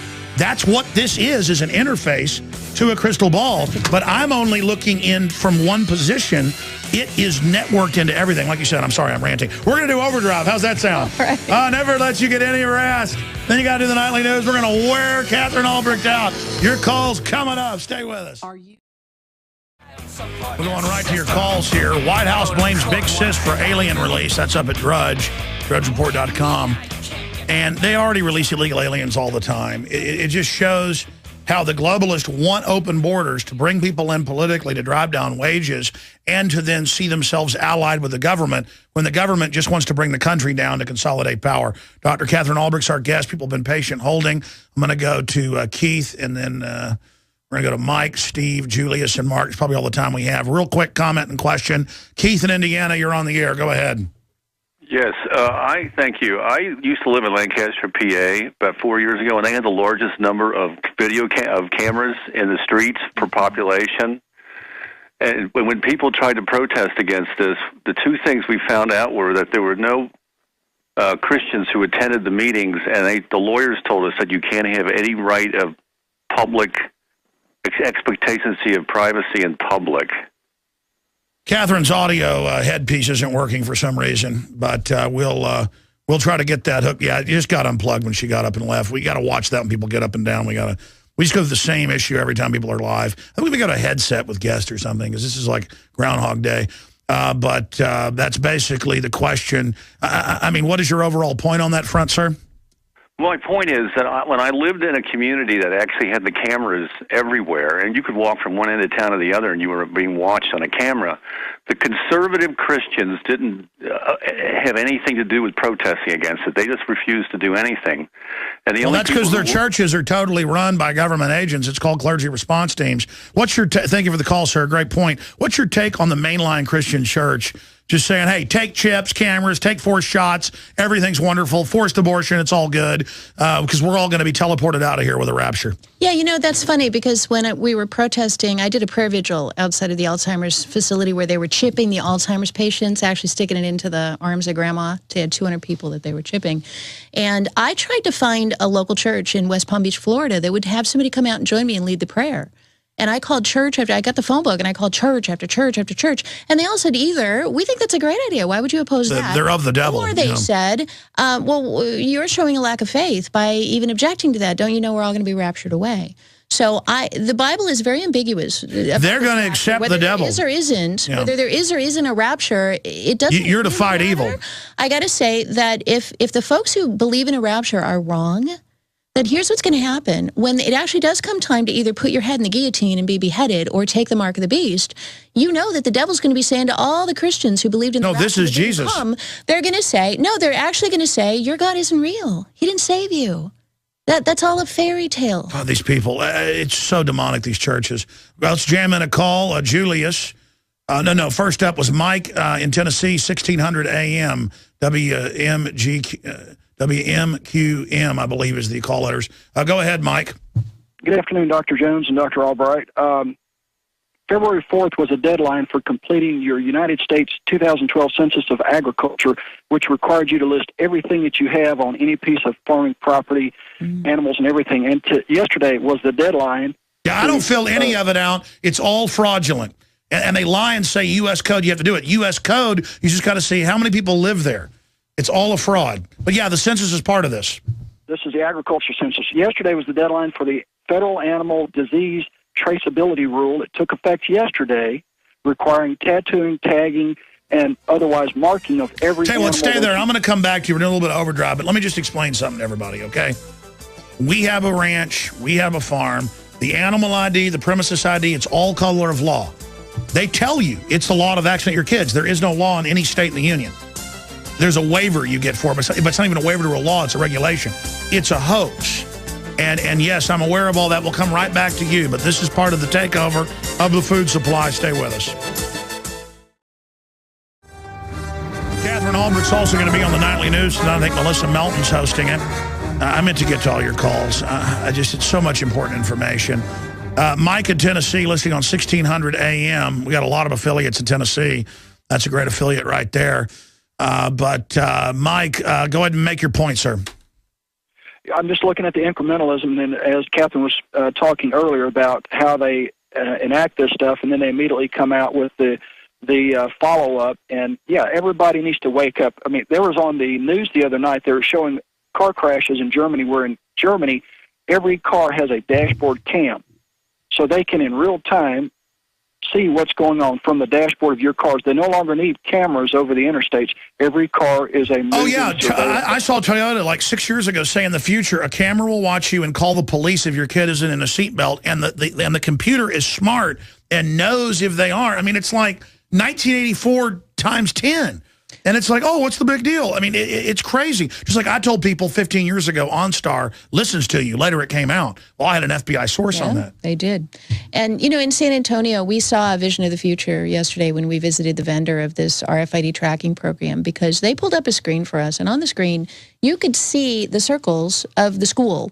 And then they could click on a circle and tell you how many people were in it. And then they could click and show you their picture, their school ID number, their grade, their name, all their personal information came up. And as we were driving, stopped at a traffic light, I said, in the future, there's going to be a circle, and the police are going to be able to pull up a circle of the entire city and click that intersection and know everybody who's there. And the only thing missing to make that possible is for all of us to carry the device that links into the global brain, and then it's done. So I actually saw the future yesterday. It was very. And again, they say, what's wrong with that? It's convenient. The global brain's run by the devil. Yeah, well, there you go. I mean, it's like, hey, it's just a babysitter. It's a cannibal. You know, it's like, what's wrong with a babysitter? The guy next door neighbor's a cannibal. Yeah. He's a convicted cannibal. It's not a good. Just got out of jail for 40 years. It's like the guy running the machine is not nice. Not a good babysitter. Exactly. And that's the whole thing. If we could actually trust government and we could trust our fellow human being to be perfect all the time, this stuff would be great. Then it'd be great. You'd go, sure, that sounds like a perfect idea. But the reality, we have thousands. Yeah, it's like, hey, let's keep mentally ill people from having guns. The problem is you on record want all our guns. Yeah. Stop trying to sound reasonable. Well, and how long before they say we're mentally ill? Because they're already doing that. Let's jam in another one. Steve in Pennsylvania, listening via Infowars audio streams. Go ahead, sir. Hey, Alex, how are you? Good, buddy. Go ahead and talk to Catherine. All right. Hey, I've been trying for the past 2 weeks to call in, and I just keep getting hit with, you know, the busy signals and everything else. So I was able to get in. I've been in the military for 6 years. I'm currently a college student. I've been taking political science. I've been up in the ante on everything and anything, you know, that I read, that I hear. We're doing a lot of research online with the whole, you know, Sandy Hook thing and the whole weapons confiscation that they want to push, that they're trying to push down in the Beltway. You know, I'm drawing my line in the sand. They ain't getting my guns. I know, and they know that. So that's and do you have a question? Go ahead. Yeah, with the 2 billion bullets, they're federal non-military agencies and organizations, right? They're getting the 2 billion bullets. It's every federal agency that packs heat. Okay. Yeah, but it's non-military, yes. All right. You know, with being in the military, you start to see a lot more of what's really going on. A lot of the kids in my political classes I've had in college, they didn't know a damn thing when you get down to it. I mean... No, they're children. They're children. The public watches TV and knows how to act cool at a party. They don't know how the world works. I'm out of time, brother, and I'm sorry the other callers. Retransmission starts now. I wanted to hear about smart meters from Mark in Canada and others, but Catherine's got to go tape for the nightly news, because they tape the interviews and do the news part live. So she's got to go because her own show's coming up. Brave New Books. Absolutely. Brave New Books tonight. 7 p.m. And her own... Austin. You bet. It's down on Guadalupe. All our listeners know where that's at. And she's got to do her own show coming up in an hour. Publicly. And then it's hiding in plain view. Just like the troops, opium production went from 10% to 93% within just a few years of the liberation of Afghanistan. And then we talk about it, and it comes out, so they go, oh, yeah, on Fox News and CNN and ABC Nightly News. Yeah, we grow the opium and ship it into America and Europe. But if we catch you with it, you're going to jail. Next news story. And they did that because the troops were complaining and saying, we're being told to help grow the opium, and it's being trucked off to air bases, and this is incredible. I mean, if you get caught in your car with heroin, folks, you're going to be lucky if you get 5-6 years probation, even if it's a usable amount. I've looked at the different sentencing and what's been happening. Most of the time, you actually get a couple years in jail for being a user of a product the government grows and ships in. And you're like, well, that doesn't make sense. It makes perfect sense. They put you in their private prisons that are guaranteed 90% occupancy under state laws, and they ship something in that's addictive that funds them, that people then rob folks' houses and things to buy the overpriced product because they've made it illegal in a black market. And then when they catch you using it, they make you a slave, a nonviolent slave, in one of their factories for 25 cents an hour, competing with everybody else. And so it's the instinct to hold us hostage. Give up your rights or there'll be drugs on the street they're shipping in. Give up your rights or Al-Qaeda will attack you, that the globalists, the foreign banks that have hijacked us run. Give us total power or the economy will implode, too big to fail. And now, give us unlimited spending increases and more taxes. And they're already talking about more taxes this year after that. See, because after they get you, the debt's doubled since Obama's been in. And it's going to double again, faster and faster, and it's going to be more tax, or we're going to take your 401k. Now, that's already started. They're going to take everything. And all they say, everything will collapse if we don't take your 401k. Everything will collapse if we don't raise your payroll tax. Everything will collapse if we don't double health care costs. Everything, while they're collapsing it, but collapsing it into their hands as a tool of making you poor. And now they're saying, we're going to release 10,000 illegal aliens while, PrisonPlanet.com article, building new detention centers. And I've always told you, because this is in Rex 84, congressional hearings, 1986. They're online, the whole hearings with Oliver North, the rest of it. Miami Herald, you name it. Senator Inouye saying, we will not touch upon that matter at this time with Congressman Jack Brooks in a bipartisan committee hearings, the Iran-Contra hearings, that they were going to build FEMA centers to put citizens in and prime them with illegals, and then later legalize the illegals, turn them all loose, actually make them soldiers. The biggest part of the military is now illegals that are legalized, and put Americans, black, white, Hispanic, who aren't basically communist, in them. And you're like, but Oliver North was anti-communist. You don't get this, folks. He was anti-Iran, too, wasn't he? Shipping weapons to the Ayatollahs. Folks, when you figure out the triple, double games, it's full spectrum dominance. The bankers run all of it. All of it. All the big institutions. They're trying to mop up the middle-sized things and systems they don't control. That's why the battle is on. They meant to already have this whole thing taken over by now. They're behind. They can be defeated. We'll be right back. Stay with us. I'm Alex Jones. We're going to air this key report on the other side. All right, the video of this report is up at Infowars.com. Big Sis threatens terror attack over sequestration cuts. This is an act of terrorism. They have the motive to stage terror or allow terror attacks so that we allow them to take over our society, just like Hitler firebombed his own Reichstag. Here's Aaron Dykes. Under sequestration, immigration and customs enforcement, also part of DHS, will be forced to reduce detention and removal. Perhaps most critically, it would have serious consequences to the flow of trade and travel. So the sequestration budget cuts are here, a measly $85 billion of automatic cuts because they couldn't agree on real budget cuts that will basically do nothing to the American budget. And yet... And I get his view on how we fix it. My point is they're not following that view. So he side issue, just make sure when you set him up he knows that. Or I guess he listens to the show. Sometimes he tells me he does, so maybe he hears that. I'll just say, hey, Tarpley, come on about this, and then it's about that show. That's why he hadn't been on lately, just because it's always like a wild card, but I do enjoy having him on. The point is there is 1.5 quadrillion, 1,500 trillion, more like the actual number I saw recently was it's gone up by another 400 or so. So 1.9 quadrillion. And the derivatives has increased since 2008. And they've got new global bubbles on real estate. But that's still only, what, here in the U.S., 50, 60, billion dollars. And if you add it all up together, all the real estate that's got problems, $300, $400 billion. How are we being signed on to trillions and trillions and trillions and trillions and trillions and trillions and trillions? It's an artificial wall of fraud they built up to then make us think we're signed on to it, this big giant ball and chain. And I guess if you look at all the real commitments we've been signed on to that are actually our debts, 16 trillion roughly, federal debt. If you add in, I guess, the commercial real estate and the rest of it, it's in the multi-trillions. But still, that could easily be bailed out and fixed. But we've been signed on to prop up the 1.5 quadrillion, 600 plus trillion of that, we're told, is our debt.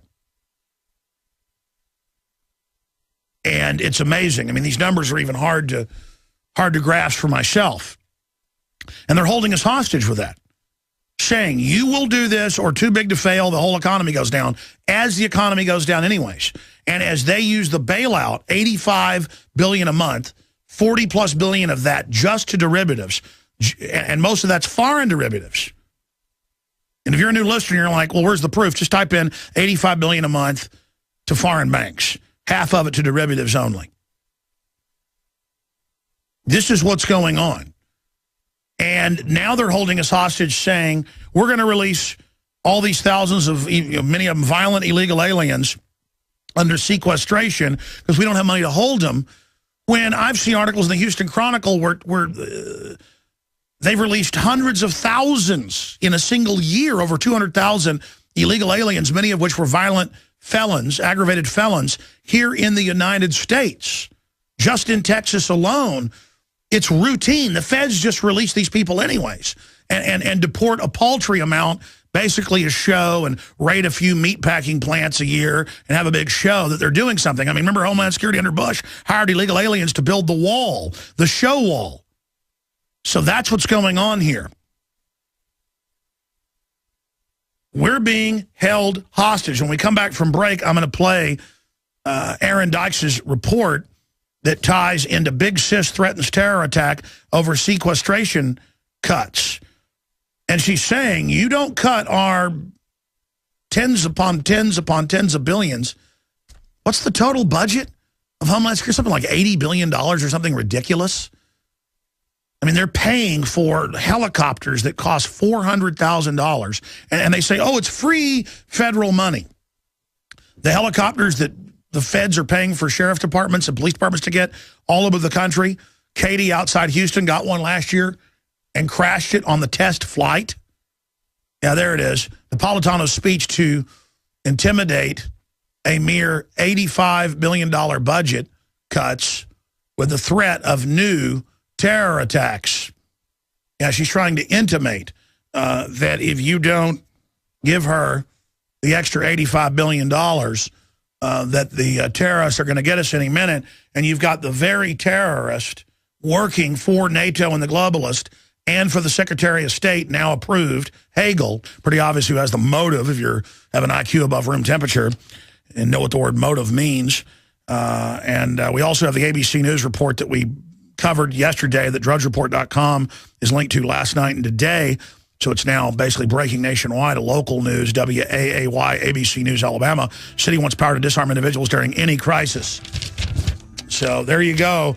It is all coming up today and more. I am Alex Jones, your host. By the way, I happened to be listening to Howard Stern this morning, monitoring it on my XM since I was on the show yesterday, and they said one of the most popular guests ever. They have a vote with the Stern fan club. I think they said 79% of the people voted that I was the best thing on the show yesterday. We'll be right back.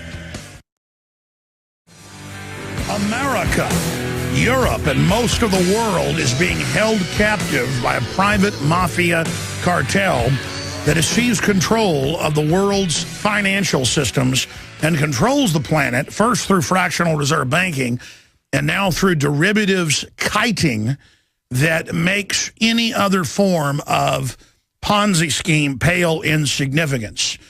And that is the system that we are facing. That is the big enchilada. That is the key to the lock to free our society, is that we have private megacorporations, only about 6 in most of the Fortune 500 are their interlocking subsidiaries.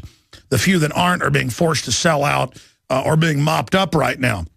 It is a global corporate consolidation dictatorship into one huge combine. And its goal is to make us serfs and forcibly reduce population. And many say, well, go ahead and reduce population. There are too many people, because you live in an urban environment that distorts reality and makes you think that there's too many fish in the sea. But you could go 20 miles in the sea and not see a single fish till you come to a coral reef and see tens of thousands. It's the same thing with cities and megacities and megapolises.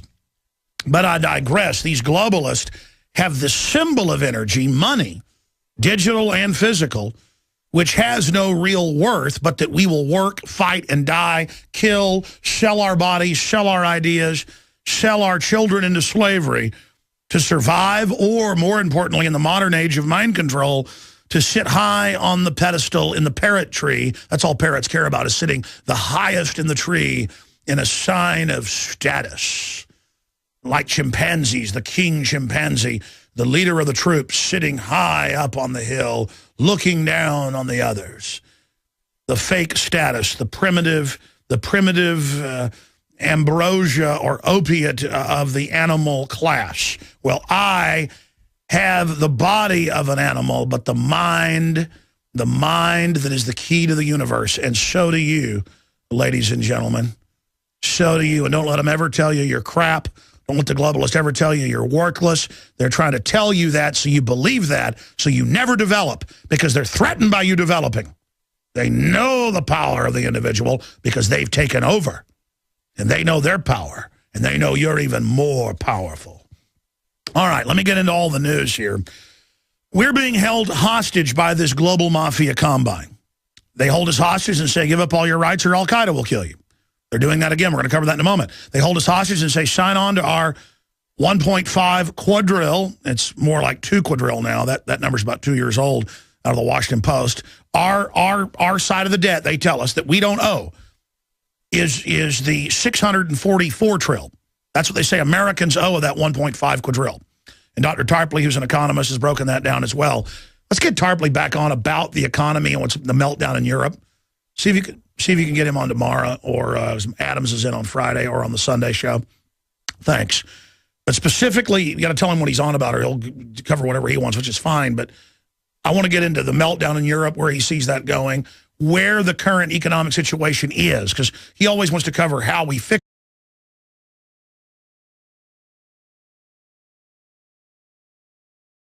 It is your PrisonPlanet.tv memberships that fund so much of what we do here on this operation. And then we're more than happy for the TV show, after it's aired live, then be leaked out onto the web to tens of millions of people. That's our goal.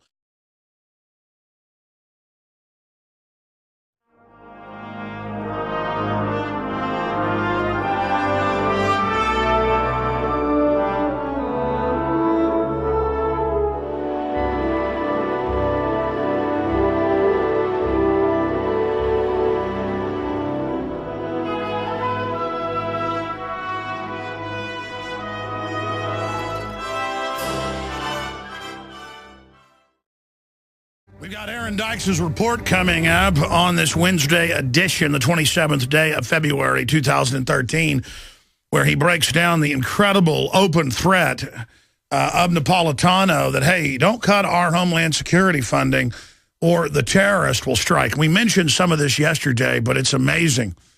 And let us spy on you without warrant so the terrorist will strike while they're running the real terrorist networks overseas. We're going to be breaking all of that down coming up in the next segment.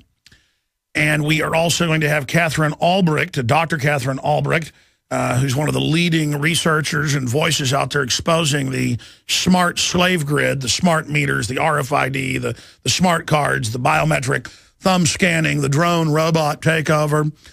So we're going to be breaking all of that down with her today here in studio. In studio with Katherine Albrecht. She's scheduled for an hour, but we might have her for a little bit longer to take your phone calls. I do want to take calls as well today here. We have a bunch of key articles up at Infowars.com because the Huffington Post and others have been running hoaxes that Hitler was actually kind of a nice guy and didn't take any guns. Well, they say he's a bad guy, but he was pro-gun, so they're trying to demonize us. Eyewitness, yes, the Nazis did confiscate guns, plus we have the Nuremberg trial and the Nazi gun laws. That's up at Infowars.com. New York's 7-round law bans most firearms. That's right. Kurt Nimmo has a report. I mean, there's your gun ban right there, and they're arresting people. It's happening. They're persecuting law-abiding citizens with no criminal record with their unconstitutional law that is a fraud. Explosive report, 98% of newborn babies are genetically screened. Oh, yeah, they're taking your blood. It's a new report. Finally, the mainstream media admits it, but I told you this 15 years ago with the documents leaked out of the Pentagon via San Antonio. You know, just groundbreaking information. No big deal, though, because I'm a conspiracy theorist. Big Sis threatens terror attack over sequestration cuts, or government castrating the public cuts. Illinois state rep compares gun control to population control. DHS to release 10,000 illegals while building new detention centers. Key article by Paul Joseph Watson that we are going to be getting into in great detail as well today. In fact, I think I forgot to print that article, or I missed it in the stack, so we'll print that now for everybody out there watching on TV, what I do on my computer. It's kind of cool. You know, you see everything I'm doing in here. I like that. It's total transparency so that I can just communicate everything. That's why the office listens to the show, because I sit here and I guess kind of have a public office meeting here on the air as well. I saw my stories, but I missed my featured news stack. Maybe it was mixed in with the others. But there is so much going on that we're going to be breaking down here today.